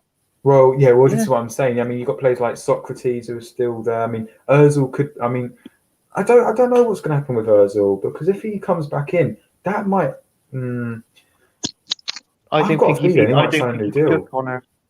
I've got a feeling he might sign a new deal. Marcus, do you fancy like an Ozil Dele Alli swap? No. Yeah, he's on mute. He's on mute. I don't think Ozil will. I don't think he should play. I mean, look, the only thing he should be fucking playing is Fortnite, and that's it.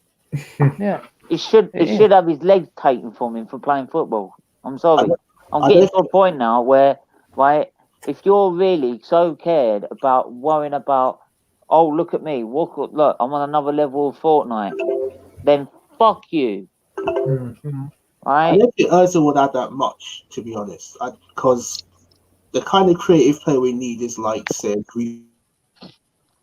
his attitude is in a way short I'll while. tell you Someone's what, like all energy. Ozil for maybe me. it's because I'm sorry, Yeah. like I'm sorry. Maybe it's just me being an Arsenal fan, right? But even me as a player with decent decency, right, would sit there. Yeah, I don't like the board. They hate me. They want me out, right? But I'm not gonna let the fans down. They've done nothing wrong. Mm. But mm. there you go. Yeah. He hasn't got that in him. But he's a twat. He's a sulker. Ozil is a proper sulker. Yeah. And I don't like the guy. I haven't rated Ozil for what? I'll be honest with you now. I haven't rated him for about what, good 5-6 years maybe. Yeah, I agree. Yeah. Yeah. And he's like, you play good one game, and then you play absolute shit the next 3 or 4 games after that, and then you play another good game. It's like, Yeah, well, it's everyone else's fault. yeah. It's like, mate, you've got to be playing that every game. To go. So I was just gonna say, You play to win at the end of the day. That's it. You play to win, but there's no encouragement. There's no enthusiasm there at all at the Arsenal squad. Sure, he plays for himself. He doesn't play for the team. Yeah, but then again, can you see that about some? Not just him, but can you see that about some of the other players that plays for Arsenal? Oh yeah, there's a whole load of them. That's why I don't create a Christmas card list for him. It's too long. No, and I don't think Arteta is the right man because I don't think he gives him a bollocking, right? You see, right, No. you played shit this game. I'm going to drop you. You're gone. You're dropped. Which was funny because how he first turned out with, like, we were gonna be he was gonna like say it how it is, right, and be sort of lay down the law. Yeah. He doesn't do that no more. No. It's Not all as far as I know. all the usual talk and PR stuff, but I think Ozil for me, I think it's gone too much. Wow, this has to be the last season because if he does stay, then that's going to be too toxic and he's not going to add much. Plus his wages, if we get wages off the books, we can reinvest that. And I think we need to move on from someone like Ozil because I think the thing with Ozil is that for me, he's like a number 10 from like 10 years ago, where you could have a number 10 who wasn't very kind of energetic, but would have like a spark of brilliance. But now you look at something like De Bruyne. De Bruyne is technically excellent, but he does move around like the final third or Grealish or something like that. Well, that Jack Grealish, I did read. Yeah, but the problem is, what really winds me off is that you say about the number 10s of how they used to play, and that's why everyone then compares him to Bergkamp. Yeah. And I'm like, it's like all these Ozil fanboys, right? All these like massive fans of Ozil will start comparing him to Bergkamp, and I'm like, you can't compare him to don't Bergkamp. ever disrespect Bergkamp. Right? Bergkamp is on a different level. Because I tell you what, some of these people that go on about Ozil, they weren't even born. They weren't even conceived when Bergkamp was around. Yeah. Bergkamp had better technical ability, better mental ability. Like Bergkamp used to even get sent off a couple of times for like punching. Yeah. Ozil would never do that. So that's the thing. I mean, the Bergkamp would never let what's going on at the Arsenal at the minute affect what's going on the pitch. The difference between Ozil and Bergkamp was with Bergkamp, he had such an incredible football brain. Do you know what I'm saying? The way we play, he knew his next step even before he made it. He knew he knew where Henry wanted it all the time, right? Yeah. And that's why him up front with Henry was deadly, right? And it's the same. And then you've got behind that, if you ain't got him doing it, you've got Vieira doing it. And then people buy Partey and think all of a sudden he's the next Vieira. No. He has got to prove himself by winning something with Arsenal first before he even gets near Vieira's level. You know, I don't see why all these players who, might come through the youth system or might be a new signing for a club get compared to the club's legends or Ronaldo or Messi. Just let the player have his own identity. Yeah, because these people, What it's like we just mentioned, Marcus just mentioned about Mick Schumacher. Oh, everyone will start comparing him to his dad. Yeah. No, let him have his career. He's got to establish his own career. Yeah. You know, it's ridiculous. Right? Yeah. There's another actually Haas driver, Fittipaldi. They're comparing him to his granddad, Emerson Fittipaldi. What? No. Mm. It's not fair on them, to be honest. I don't like when people compare people to other people. I mean, But like, a lot it's of like these people that footballers make when the they say, comparisons have never seen these players that they compare them to in real life. yeah, it's crap. I don't believe it. Oh, they're going to I compare him watched to the Dennis boy. Bergkamp. The only time I saw him in the flesh, like what at Highbury, was a boring 1-1 draw. But even I could see how amazing they were. Yeah. And it was a It's like when you shit game. compare the players, like what you said, I hate it when they compare the players. When they say, oh, this person's like Dennis Bergkamp. No, he's not. There was only one person like Dennis Bergkamp, and that was Dennis Bergkamp. Yeah. Nobody else. Right. Tomorrow, Arsenal got Rapid Vienna. Yeah. Prediction. Right now. Prediction. 2-0. Well, I think you'll play most of the kids 2-1. and some of the fringe like Lacquer and I can't see us losing it. Why not Pepe- start Balogun? Well, we're Yeah. already through to the next round anyway. So he doesn't need to play a strong team. Pepe will play though. I know because obviously he's still suspended from the league, so I think he'll play Pepe. Yeah, I'll play Pepe. I think it'd be I'll go for a 2-1. It won't be a high scoring game. I don't think it will be anyway. Do you know? I would actually play Aubameyang to get him some goals. I would just get him back in that confidence. Maybe that is a good thing. That's a good idea. I don't think he'll do that, to be honest. I don't see anything more than 2-1. Like, I've got the watch-along tomorrow.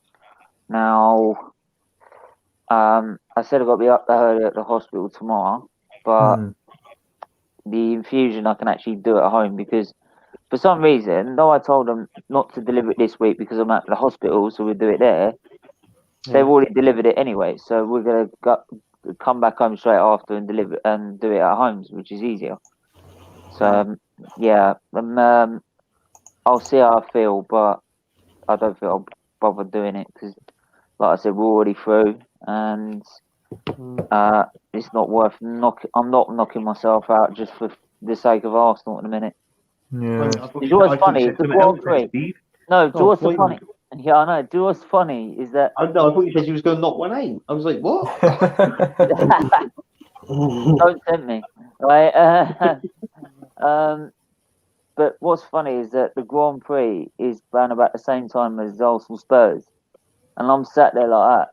Do I really want to watch the North London Derby the way we are in a minute? Steve, do I really? North London Derby. I know. I was like, no, I'm an Arsenal. I've got to. Or put myself through the pain. At least do it up to half time and see what you once think. It's 3-0 half time, and you just switch it off. And then Steve comes off, and then he comes back on, and it's Formula One. Yeah. Right, Hamilton's not in this race. Hang on, you were talking about Arsenal a minute ago. Well, Anthony, what do you think the score will be tomorrow? 2-1 Arsenal. It's not going to be a high scoring game. It's difficult, isn't it, really? Because with Arsenal, it's unpredictable at the moment because they don't score a lot of goals, but then it's against Rapid Vienna. So, does anyone know a Jim Pastrami? Don't know. Probably there's some guy looking like a fucking idiot. Who? There's some guy looking really weird. He's in the background. I don't know whether to let him on. Yeah, let him in. Let's have it. Let's see. Oh no! Well, I'll bring TD Shifts in. How you going, Stephen? Yeah, not bad. Right, let's see. All right. Hey, how you doing? Oh my god! It's an honor to meet you. I've been a huge supporter of your channel for a while. I've been kind of quiet about it. I don't really comment that much. But I've been a really big supporter. It's really nice to meet you. Oh, thank you very much. Thank you very Yeah. much. Yeah, who do you support? Yeah, it's what? Who do you support? Who do I support? Your channel. Arsenal. Stephen Featley, right? I don't have a football team, mate. No, Stephen Featley, your channel. I've been following it for a while. Yeah, I know. I'm Yeah, what asking, football football team do you support? Oh, what football team do I support? See, I'm in America, so I support American football. Oh, okay. So you say it wrong. You say it's soccer. Yeah, we say it wrong. I see what you did there. I'm not English, but I really do appreciate your channel. I'm a huge soccer supporter. I've had the actual pleasure of meeting Lionel Messi a couple times. It was a real honor to meet him. He's a great guy. Very rich, which is kind of nice. And I support the Cowboys in American football. Oh, the Dallas Cowboys, isn't it? Dallas? Yes. Yeah. Yeah, I love nice that. glasses. Sorry? Nice glasses. Very, very good. I got them from the local corner store the other day. Oh. But yeah, we've got TD Shifts back on as well. Go on, give us some positive vibes, please. TD, I need them. Let's go. Well, okay, so first off, the whole Arteta out thing is fucking ridiculous because honestly, he can only do what he can, you know, with the shit that he has. Let's be honest, right? And the fact of the matter is, it'll like the mess that he's in right now is going to take another 2 windows to fix. That's all what it is, right? And I guarantee you, as I said, like probably a couple of streams ago, I guarantee you, any man walking into this mess right now is going to take the same amount of time as the current mess right now. So the fact of the matter is, we all see that we're lacking creativity from the middle, and the team's not playing with any sort of fluidity whatsoever. And it's if we don't buy anyone in January, this is what we're going to have to live with until the summer. And it's just, I have a pair of fucking eyes. I can see what the problems are. Everyone can see what the problems are. And, that's just the way it is at the moment. And that's why you see him playing a bit negative at the moment, because we just don't have the players to go. Yeah, I get where you're coming from, TD. The problem I've got with it is that he is making some stupid decisions. Like, he is making some I'm sorry. It's just I can't see how we as a team could be 14th in the league. Right? I don't see with that team why he can't get anything more out of him. Right? Because he can. He's managed to do it before last season, and now this season all of a sudden he can't. Right? So the Partey injured is not an excuse, because we didn't have Partey last season, yet we won the FA Cup, right? And I'm sorry, some of the decisions he has been making is just absolutely, like, again, I mean, you're probably going to say Bellerin is brilliant, but I'm sorry. I'm not even English, but I know he's making horrible decisions as well. I got to be honest. Yeah. Did I say at any time that he wasn't making mistakes? Of course he has. Of course he's made mistakes. I'm not going to sit here and say he hasn't. I'm just saying. Don't sit there and say he hasn't. Don't do it. I'm just saying. Of course he has. Of course he's made mistakes. But if you want Arteta out, you have to give him until the end of the year to see where we're sitting. If we're sitting in, I don't know, if we're sitting in 8th and we're no better than what we were last year, I can understand. We're not even going to get 8th at this point. We're not even going to get 8th. We're producing the same form Emery got sacked on. I'm just saying. If you Emery want had more points this stage last I get- season, and then you have to Arteta. evaluate at the end of the season. You have to Yeah, everyone evaluate wanted Emery out. So why now is it different? because he's got a load of shit that's still not his players. He's got at So least did 8 Emery. players. Pardon? So did Emery. Emery had the same shit. Yeah, he did have the same shit. Yeah, I agree. He did have the same shit, but it's still the same shit. Please, you can say stuff. It's like he still has players from the Wenger regime that's let the coaches down. He still has players from the Unai Emery period which have let him down, which he's trying to deal with. And he's got out of this whole squad, we have at least 12 players that are reliable that can be counted upon. 12 out of a 25-man squad, and and the fact of the matter is, as I said at the start of the thing, it's going to take 2 windows to fix. And if you want Arteta, you have to give him until the end of the year and see where we're sitting. If we finish 8th and we're no better than we are last year, then I can understand why you would want him out. But if he's better than 8th and we're slowly improved, then you have to give him another window. You also said right where he's making mistakes, right? Yes, every manager makes mistakes, especially when they're brand new managers in a new job. What I'm sitting here thinking is that last year he made mistakes and he changed it. I'm sitting here too. Right? He changed the mistakes, right? Mm. But this season he's doing the same mistakes week after week after week after week after week. After week. But that's what Wenger ended up doing, and look what happened in the end. Terrible play. He screwed it up. He's quite right. With the Wenger's just half of that squad is still at Wenger's squad, for fuck's sake. Exactly. Mm-hmm. But the thing is, this is Arteta's first ever job. So one thing I don't get, look, incidentally, I want him to go because I don't think he has what it takes to turn it around.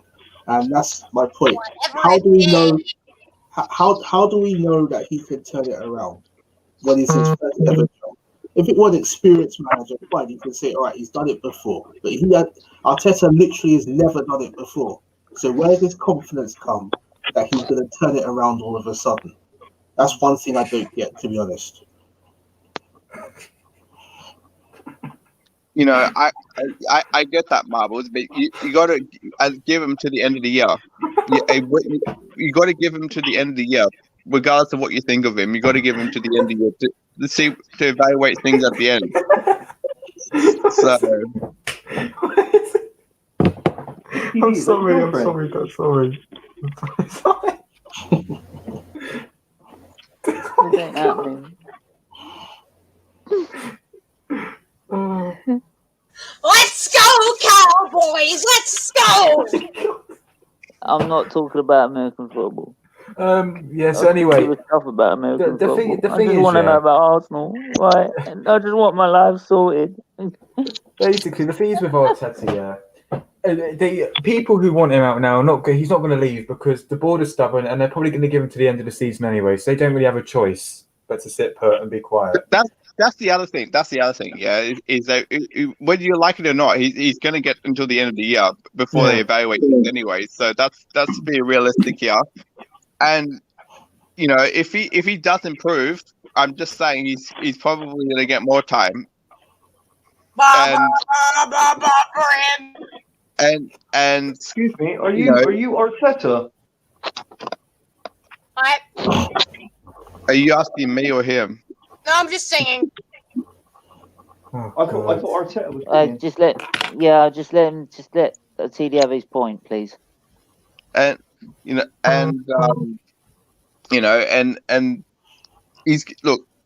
whether you want him, as he Connor quite rightly said, as whether you want him or whether you want him out, the board is going to give him to the end of the year before they evaluate things, which is what everyone should be doing, whether you want him in or out. They're going to give him to the end of the year to evaluate things.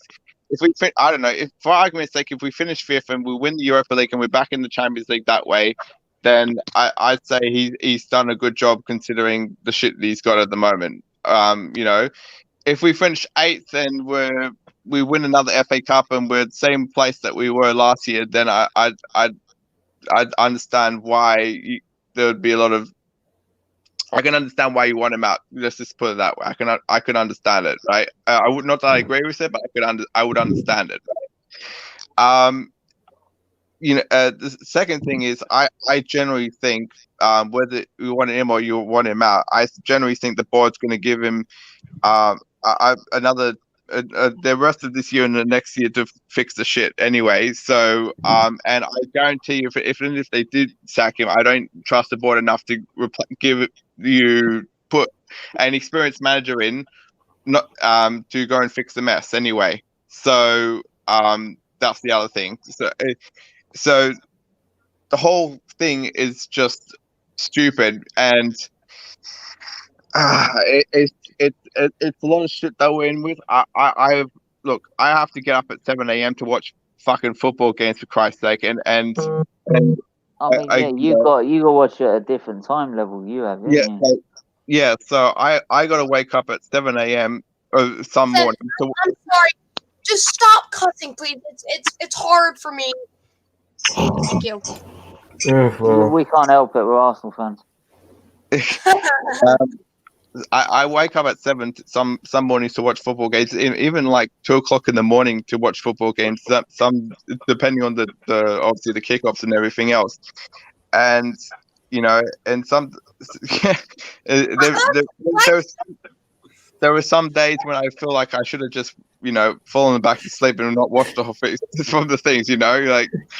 So let's go around and say what our favorite food is. Oh God. I'll go first. Mine is cheese sticks. This is my cheese stick. It's mozzarella cheese. Are we going to talk about football or like? Well, this is what we eat at the soccer games. Oh my dear. So, not here, we don't, and it's football. Well, we can't go to the football games anyway, so we don't eat anything there. Yeah, so. technically. No, like while you're sitting on the couch and watching the football game. Sorry, I'll use the English term. The football game, because we actually invented the sport. What is your go-to snack? Well, I try to drink myself to death watching my team normally. That's what I try. That's what I try and do. That was funny. Connor, can't say that on this channel. Can't say that on this channel. Oh yeah. Yeah. I think the food at the end. But I get your point, Connor. I think if Ty was here, I think he would probably say other drugs are available, because I think certain Arsenal fans would be like injecting themselves with different kinds of drugs, especially Stephen. Like I think some days I feel like he wants to inject himself with happy drugs, because I think the amount of depression that we all go through watching football. Guys, breaking news. You know how to show the comments on the screen? Yeah, I know. Show the cheese sticks one. We're going to support our local cheese sticks. We're not worrying about cheese sticks. Right. You're not fun. Oh, you're not fun, Stephen. Oh, am I? Oh, bye. Steve, that was your number one fan, mate. Yeah, I was quite enjoying his company. He said, "You're Stephen Featley." Stephen Featley. Oh God! This is what health brings you. TD, you have been on for a while, mate. Yeah, I know. Yeah, how's it going? Is it all right? Yeah, no, it's just early mornings, man. Like it's hard to catch him at a reasonable time. Yeah. And I've been trying to avoid the primey, so because yeah, he's been mentioning that. Yeah, why is that? Because he's been trying to get me to repeat myself from the video that he put up on Twitter, and he's trying to get in contact with me because he wants me to repeat it basically. or talk to me about it. And I'm not saying anything until after the Chelsea game. Let's just put it that way. I'm keeping my mouth shut until after the Chelsea game. That's Boxing Day. Yeah, well, I wouldn't ask for anything special, TD. I don't think we're going to get anything special out of that one. No, we ain't going to get nothing out of that game, are we? No. No, like it's about as and Anthony, didn't you say we're about probably get as much out of that as your sex life? Yeah, most probably. But yeah, it was me who said that. Yeah. God, blimey. Well, when that kiddie popped on, first of all, with the hair and the wig and what, I thought it was the bloody missus. Jesus. Oh god. Yeah, I did think I'm like, what? Okay, I'll give him a chance, but like, get the missus on stream, Anthony. Or do you need the widescreen TV for that? I can't. She's out in the kitchen at the moment. She's ran to the fridge. I think she's eating cheese strings. Oh god! Don't get that boy started. I bet he's upset now you kicked him out. I bet he's crying. I'm sorry, I'm not talking about fucking cheese strings. I've got more important issues than cheese sticks. Stephen, that kid's attitude is pretty much how we all feel after a game when we lose. What's that? It's like it's how he was carrying on his thing, saying "That's good, Cowboys," and looking like Dr. Einstein eating a cheese stick. That's how we feel about after the game. Do you know what? After I watch Arsenal, I'm literally calling the hospital. So can I have my infusion now? Why is that? Because I'm depressed. Steve, how many people have you had that like that on your show? That'd be a first. Not that many. That'd be a first. I think that would be a first. Well, at least we're breaking records on this channel. Really? No, I think it's a second. That's the second one, isn't it? Because you was doing the thing with Marcus. Yeah, well. And that guy. Oh yeah. Cock on his t-shirt, didn't he, or something? Yeah. What? He became one of the biggest knobs on YouTube by showing a picture of a knob on a t-shirt. Are you joking? Yeah, I'm not even joking, mate. Honestly, Connor. What stream was this on? Right at the end of one of my streams, Grand Prix streams, I believe it was. Yeah, it was just you and Marcus on that one, wasn't it? Yeah, I think it was. I'm just gonna quickly. Jesus. Because I'll watch that later. That could give me a bit of entertainment. Yeah. Anyway, Shifts, what's your prediction for tomorrow? Oh yeah. And this is also when I set up the fucking Just Giving page as well. Was it? Yeah, right. So what I'll do is actually, there you go. There you go.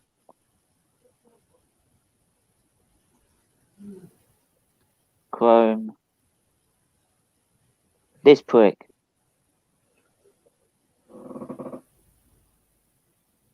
Right? Oh my god. Yeah, that's the one, yeah. And I think it was, yeah. It was Marcus. You was chatting to Marcus, weren't you?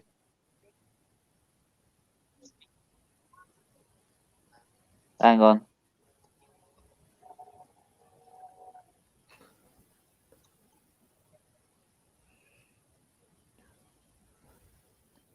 This is quality, this is. You got the sound?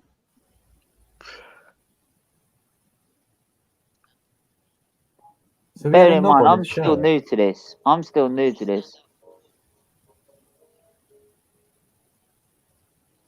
You got the sound on that one?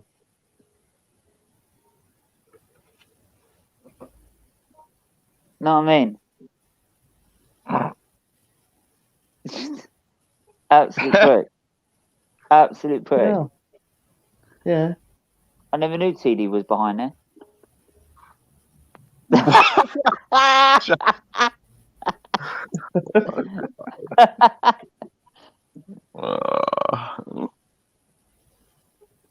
I hate Yeah. to What I say should it, have but said, I would have I gotta said, be honest with to be honest, what I should have said, he says, I bet you wish it was that fucking big. Well, I was just about to say, my knob gets everywhere. Is they're printing it on T-shirts now.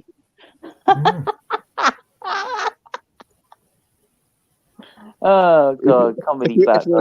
If you were talking about cocks, you should have said you should have been talking about Spurs because they're the biggest cock in London. Well, it's a cock on a ball, isn't it? Oh god, don't say that. No, Jesus. no. Watch more could just come back now and. Oh god, no. Yeah. Not when we're playing a North London derby the way we're playing. Yeah. No. I tell you what, Steve, if you're doing the Tottenham game, right? If that guy, what's his name, Jim, that was just on. Oh yeah. Send him a stream and bring him on at half time. So if we're 3-0 down, we can have a laugh at half time, can't we? And then just bomb him out, and we'll do the second half. Oh well, I might bet it on actually. Give us a bit of entertainment. Yeah, NFL in the NFL halftime entertainment. Go, play me. Oh my Stephen, Stephen, what team do you support? I support you, Stephen. I support your channel. I like Jesus. It was his dancing which got me when he started dancing. Oh my god. And I'm like, well, you got it wrong straight away, mate. It's football. Stephen, every time I eat a cheese string, I think of you. Oh. You know, he kept putting his feet out on camera. He kept putting his feet up in the air, showing us his feet. I don't know if you saw it. I didn't see that bit. I had to come off. I'm just like, what the fuck? What do I Anthony, I do? sent you a clip of him dancing. Connor, I had to turn my camera off, mute my mic, and just have a laugh. I just burst out laughing. I just couldn't. No wonder you went quiet. Why was he wearing a wig with the glass? I don't understand. He had the pot, like the thing that he was, and he was eating into this ball thing as well. No, Connor, do you know what I feel sorry for? In this country, you could get away with it a bit. Not in America. No. You'd get slaughtered. What if there's people that get murdered in the streets looking like that? If it makes this then, Steve, but is your thing gone worldwide then? Because if he was over America. Well, yeah, I've had people from India tune in before. Well, Stephen, if it makes you feel any better, like Trips is over in America at the moment, so he'll come back looking like that anyway. So. God. Could you imagine? Oh God. Yeah. That would be quality, that would. But yeah, I will wrap up anyway, so we'll be up early in the morning. So I wanted to answer Connor's question because he asked me a question. He wanted me to ask me what my score predictions would be for the Tottenham game, right? Because generally, I think it's going to be a 2-0. Generally, what I want, like from my heart response, probably I want it to be 3 or 4, but I like either 1 or 2-0. Got to be realistic. Arsenal don't score a lot of goals, do they? Really? Not like my heart says, yeah, it's our North London derby. I want to win, right? My head's saying we're going to get battered. That is my head. My head is, and unfortunately, the way I have to be is more realistic, and we're going to get battered. Let's just put it that way. But Stephen, did you watch the Chelsea Tottenham game? How boring that was! Look! I have to have my midline change, right? And to do that, they've got to pierce some of the skin, right? Arsenal, I've got less penetration, right, than them sticking my midline in. Jeez. That's how shit we are. And that's how I just don't see us getting anything from Spurs. We will probably put not even the bus, the aeroplane, the Great Wall of China, right, a nuclear bomb in front of that fucking goal, and would still lose. The things with Tottenham, they don't really make it comfortable for themselves, though, do they? Because the way they like to play, even then, I think they might say, you know what, we're going to sit back against you, Arsenal. You do the work. The pressure's on you, not us. I reckon that's what they're going to do. You know, so Arsenal, if they get the ball moving quickly, you know, they try and break through that compact shape, the low block. They've got a chance, but I can't see anything except from the Tottenham win. But I don't think it's going to be a 4-0 battering. I think it's going to be quite a close game. Actually, I think Arsenal fans are going to be surprised. I guarantee you, Tottenham are going to sit back and counter attack. That's literally what they're going to do against us. That's what I think they'll do. So I think this is a good chance for Arsenal. Okay, we've actually got to play for once. We can't actually sit back. You know what? It was funny is that and can I just say it'd be very Arsenal like if to lose against to draw against Leeds and lose against Wolves and to win against Tottenham. Yeah. I'm just saying it'd be very Arsenal like. Yeah, then get battered by Burnley next week. Seems like Gal will get so happy that Arsenal will win. Oh, I told you, Walt. I told you. Oh, don't. Like, he's like, no, you got to be more positive. Win.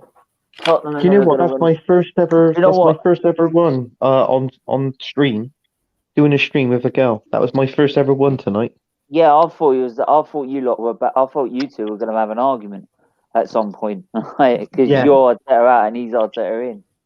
I thought because I had a message from Connor. At some point, he's going to say something. He's going to kick off. Yeah, I had a message from Connor. Come on, mate, and I messaged him back saying, "Oh, I'll be on in a bit." And then I looked and I thought, "Oh, there's a gal." Right, so I went on there, and I did think things was going to get a bit heated when I said that we were going to lose 4-1. And he said to me, "You're an Arsenal fan." I said, "Yeah, I've been an Arsenal fan since 1984." It's like, yeah, I think he's probably learnt from the. I'm glad he's positive. Yeah. Yeah, look. I mean, don't get me wrong, right? I've never very positive, right? But there's positivity, and then there's realism, and you've got to be realistic. Yeah. Right, and I'm sorry, there's just nothing positive about Arsenal at the minute, which is why I said at the time I'd rather not worry about that because I've got other things to make me feel positive about, right, in the sort of shithole that I have to live in at the minute, let alone worry about Arsenal, right? Arsenal don't offer me no positivity, so why should I worry about them? Steve, did you see you had Gunner coming on? No, Lee Judges.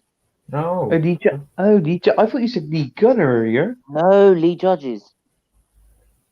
Right, and actually, Stephen, you've got to bring up with him about Pepe. Because he said, and remember, he backtracked himself. He said that against Leeds, he didn't want Pepe to ever play again. And the Europa League game says, Pepe I do say that. I think the thing is you got him in some of those interviews, right? Are literally straight after a game.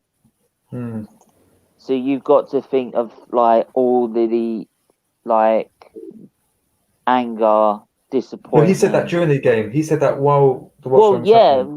Because he knew what that meant. It meant that it just cost us 3 points. Right? Yeah. The reason probably now looking at it, he's probably looked at it and thought, yeah, that was a bit too harsh. And I think he has come around and said that. Right,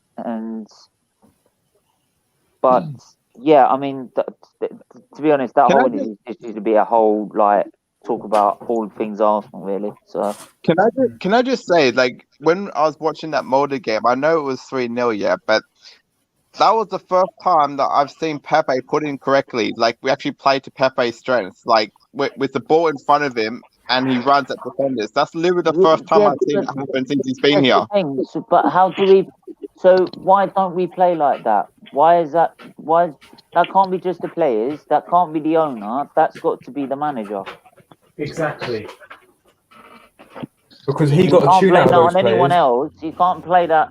Can't blame us not playing to Pepe's strengths on anything else other than what the manager's setting us up to do.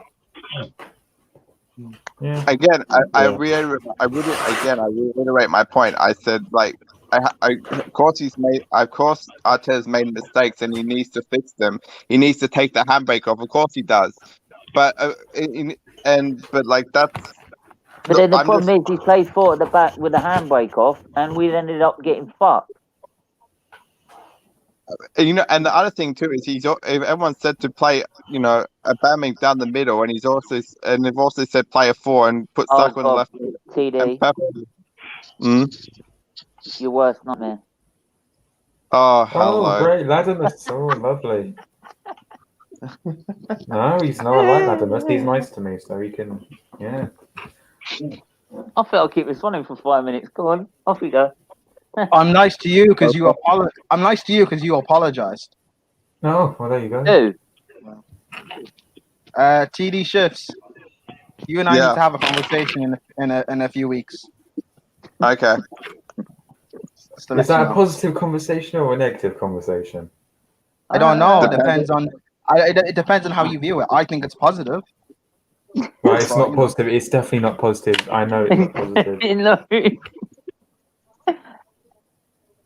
Prime, bring the shades, man. Bring the shades. Yeah. It's all right. You don't need to know what it's about. It's all right. He already looks like an FBI agent. He doesn't need the shades to look like an FBI agent, so it's all good. Don't. Like I'm already having arguments. My mum's an Arsenal fan as well. We're already having arguments about Arteta in and out already. Yeah. Right. Wait, what's the mum? Is she Arteta in? Is she? Yeah, she's like, well, you got to sort out. TD, that was funny. That was funny banter. It's not going to escape you from the conversation. What's that? The funny banter from TD is not going to escape him from the conversation. I'm very uncomfortable. I don't think I should feel it this way. Come on, guys. Have it out. Come on. What went on, Steve, with TD and Prime? What went on? Go on. Spill the beans. We're waiting for an answer. We'll be here all night. I don't mind. Come on, Prime. Might as well get it out. Told you, it's not now. It's in a few weeks. It's too early. It's too early. No, I know what you're doing. I know what's coming. He's gonna wait until Chelsea fuck Arsenal over, and then he's gonna release it. No. I'm not. To be honest, I could say it now, and it wouldn't make a difference. But I'm just saving it. I'm saving it. We'll say it now then. Special occasion. Make sure you guys all wear a suit and tie. No. Oh God. We have to be that normal. Let me just say, like he's gonna post it after the Chelsea game, because then that way you're all gonna laugh about it. That's when he's gonna post it. Add me into it, please. I reckon he's scared actually, because why don't you say, if you're that confident, say it now. Come on, get it out. I'm not scared. I need the big build up, you know. Big build up. Right. Yeah. I laugh at Chelsea. It doesn't matter. Even if Arsenal beat Chelsea, it doesn't matter. Yeah, but to be fair, even if we beat you anyway, it doesn't make a difference. We're still fucking shite. Yeah. Don't worry, TD. It's all love between you and me, but still, I just want to have a conversation. No, it's not all love. It's definitely not all love. It is. It is. It's all love between me and Stephen as well. We're friends. Yeah. Not doubting that. Anyway, Arsenal are beating Spurs that weekend. Oh. I'm glad you're confident. Yep. Oh, cheers, Prime. I want you guys to beat Spurs. I want you guys. So you can move up. Yeah, that's all. No, it's not about that. It's actually not about that.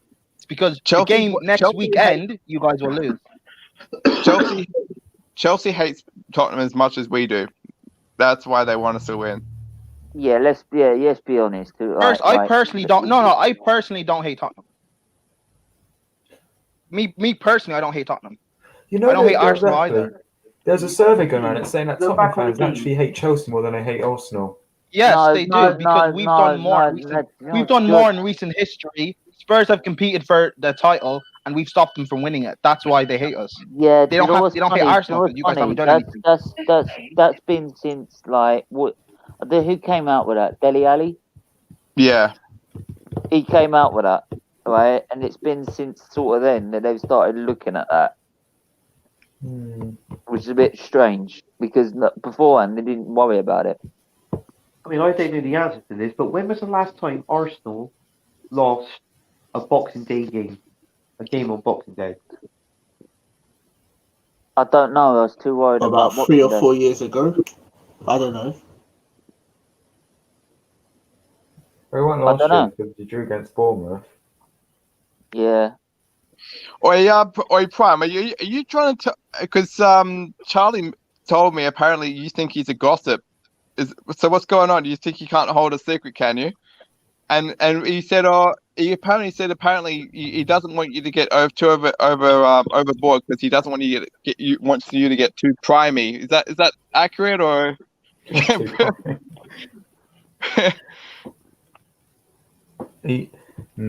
gone quiet. Yeah, Adams is actually quiet once. So. Yeah, well, anyway, I've got to end it there, mate, because I've got to get up early in the morning. I'm sorry, what was that? What was that? No. I said, Charlie said you get a bit too over the top sometimes, and he said the word for it was primey. I think the word was, and I also said, are you calling Charlie a gossip because you can't hold a secret? No, it's because I'm watching Champions League football. You know, my team's in it and playing. They're winning, aren't they? Of course we are. We're in the Champions League. Well, it's only 1-0. I wouldn't Yeah, but we're still in the Champions League. Yeah, no, I'm not doubting that. No, it's 2-0 actually. I lied. Yeah. Giroud scored twice. Jesus, he's Olivier Giroud. It's funny that you sold Giroud to buy Aubameyang, and none of your two strikers are firing right now. That's funny.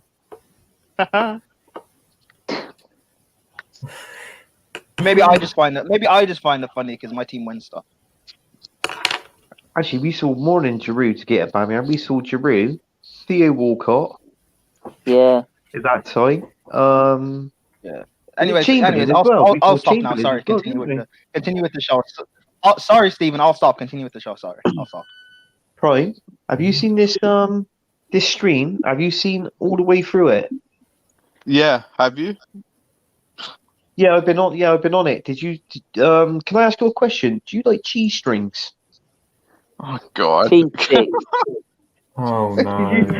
Did you see it, Prime? Dude, go to the stream. When you watch the stream, go back at least 20 minutes? 30 minutes ago. It's just and then watch our reactions. Yeah. Wow. If you want honestly, somebody comes onto this stream. If you genuinely want a good laugh, go back 30 minutes of this stream. The last 30 minutes, 30 minutes of this stream, and then go play that. Yeah, not for the part that he goes on the channel. Sorry.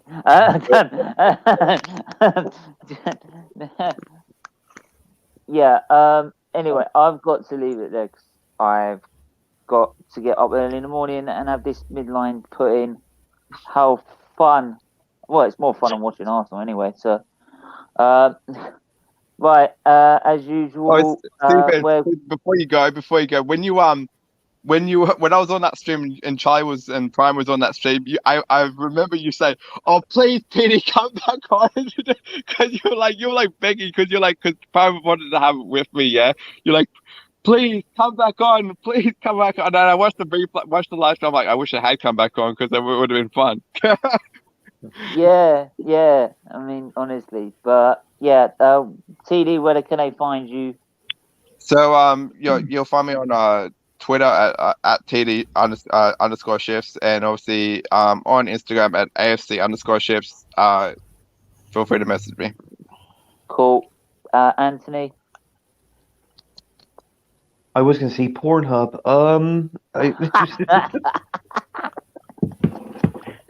No, I'm just on Instagram, mate, and Facebook. That's the only ones I'm on. I haven't got no show like this. Yeah. Marble Halls. Yeah, I'm on YouTube and Twitter. Yeah. I'll make sure to come check your YouTube channel out at some point. We'll get something done or something. Yeah, thanks. Connor.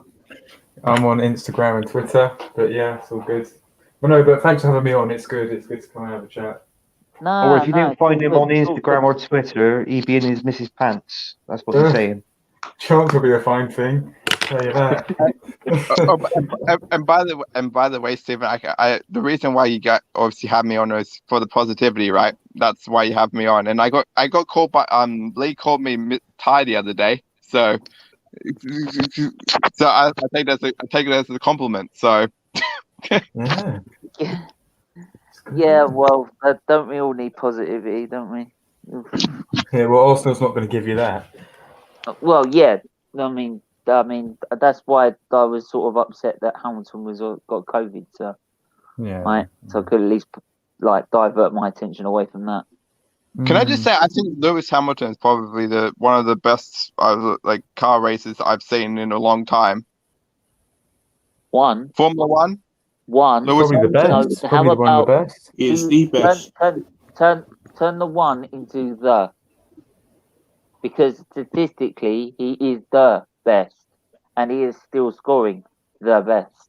Yeah, that's a good point. Yeah. But I don't one, even want to go on now. No one Stats don't lie. Yeah, he's break the record. What's that? He's break the record, hasn't he, Hamilton? Yeah, most wins, equal championships with Schumacher, most pole positions, most podiums, most point finishes. Do you want me to keep going? Yeah. This is why this Peter Raymond that keeps going on about Hamilton talking shit. He said he won't come on here because I'll roast him. Oh, he put a message on your chat today.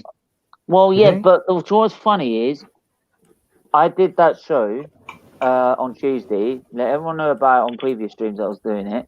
Never turned up. No? No, it's strange. Funny, but might be outside your window. Stephen, go to your comments and put up the one that says "warning to headphone users when Jim talks." That was Peter Raymond. Yeah, I get his point. Headphones are required. Well, it's been a very entertaining night. Is that on a private chat? No, that's on the actual. That's on the actual comments. Yeah. Jim actually asked, "Why did you kick me out?" Oh. Yeah, why did you kick him out? You weren't happy, Steve. That was your number one fan. Oh, I'm actually really upset for him now. But yeah, I want to get the depression out of Arsenal, right, and football. Not worried about what I'm fucking eating during watching this shit. I love the Jerry goes, let's go all around and tell us what our favourite snacks are. Yeah, and I was about to say, whose fucking channel do you think it is? Hey, next time when Steve's streaming, we should all sit there and eat cheese strings and he shouts. Oh God! You keep saying cheese sticks. It's cheese sticks, mate. Get it right. Well, at least I know what mental. The only time I eat cheese sticks, right, is on Christmas. That's the only time. If Stephen, if you ever want to know what Happy Drugs looks like, that's what it looks like. When he came on and started jumping around and wearing fits. I thought he was a hippie. I thought he was an actual hippie. TD. Right, I've got there's some opiates that I take that are just beautiful. Right. No, I actually thought he was a hippie or something. I actually thought I just couldn't believe what I was seeing. Steven's face in the first 30 seconds it says it all. Like he went from like this, like normal reaction to what the fuck did I put this guy on for? Steven said, "Oh, there's some weird guy. There's some weird looking guy." Tell him like this. Oh shit! How do I get him off? How do I get him off? I thought you was going to cut him off in the first 5 minutes. To be honest with you, you let him carry on. I know. I'm like, I don't want to let him go. But I want to give people to have their say. But fucking hell, seriously. You're probably trying to find where's the mute button, right? Where's the permanent mute button? I pushed the mute button and he unmuted himself, and I'm like, what the fuck? Oh God! What a mess! Oh God! You have to admit though, it did make it interesting. No, he did. Well, I do feel a bit more positive for tomorrow. So yeah, he made a few good points though, didn't he? He did agree, you know. Yeah. You know. Yeah, we got him how to say football, not soccer. Yeah, that's always a start, isn't it? Right, Yeah. and he likes to use the English term. I said, yeah, well, we did invent it. I feel sorry for his parents though. Fucking hell. I'll never look at a cheese string the same way again. Just think of Steven's stream. So every time we come on, we have to be eating cheese sticks. But then Anthony, after you made that comment about like that previous stream I did with that like with the picture of your knob, right? You probably won't look at your knob the same way again either.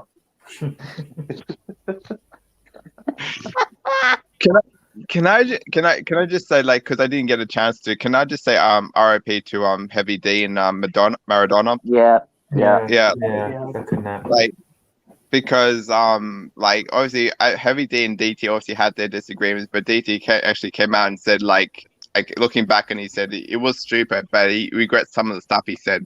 Like, and you know, obviously there's certain stuff that Heavy D did say that did wind him up, like saying like, I was witness actually to some of that as well, like because even at one point I was like between the two, and they were about to start a punch up, and I like had to because Heavy D like because he try and wind him up a little bit or stir it.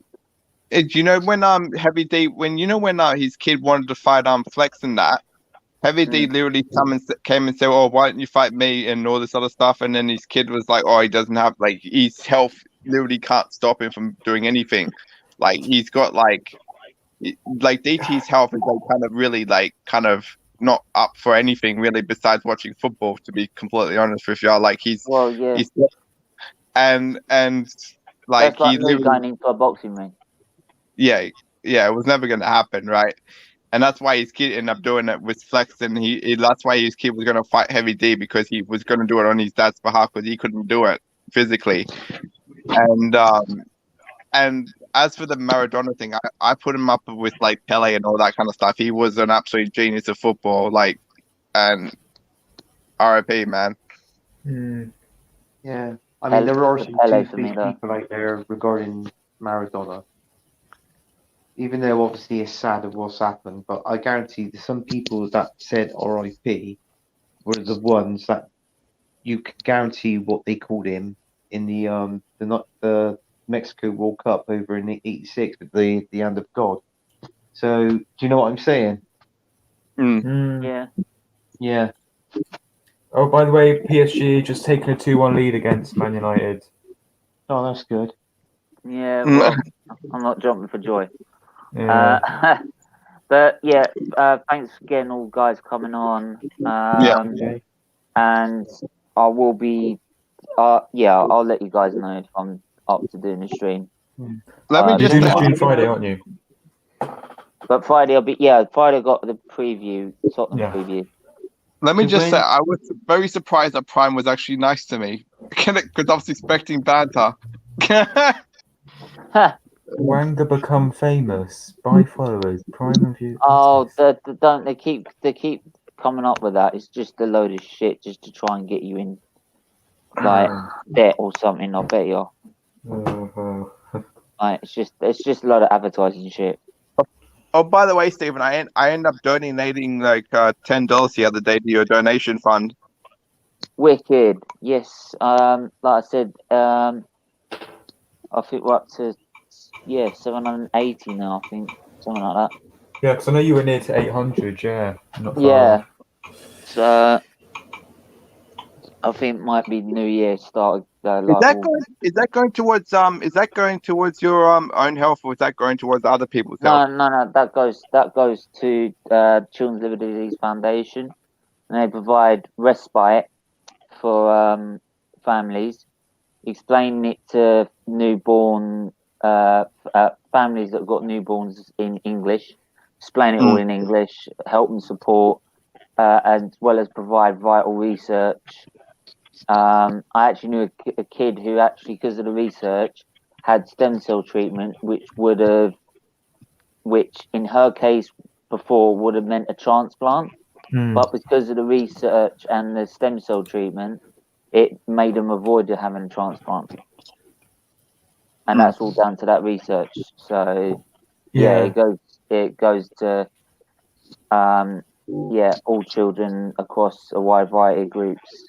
Well, I'm sure if you talk to Claude, he'll let you do a stream on his channel in the new year regarding the charity and stuff. I've that, and I've got Terry wanted to try and do something on the football terrace at some point.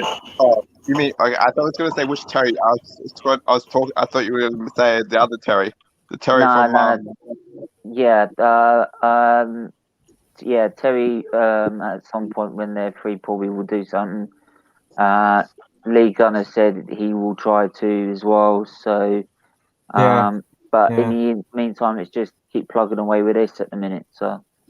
See, you're getting all the big names. You're getting all the big names, Stephen. Chugging away, getting all the big names. I know. I'm getting there slowly. But thanks for coming on. Pleasure as always, and we'll be back. Well, if we're not back tomorrow, we're definitely back Friday for a Tottenham Arsenal preview. Are you doing the preview for the Europa League by any chance? Nah, because there's be so many videos so many times I can't do. So who wants to do Europa League anyway? Just being able to. I've been struggling to get the this new F1 news show, the Checker Flag show, off the ground. So just. Are you doing that stream? Are you watching it though? Are you watching it though? Are you going to be watching it? What? Are you going to be watching the Europa League on Thursday? Like, are you doing a live stream? It depends how I feel. Like, if I feel really knackered, I won't bother. Yeah. But it depends how things go tomorrow, to be honest. You know, it's 7 o'clock in the morning on Friday for me, yeah? Watching that? 7 o'clock. Yeah. Oh, man. Where you live to, TD? Australia. 7 o'clock in the morning. 7 o'clock in the morning on Friday. Because you guys have it on Thursday. We have it on Friday.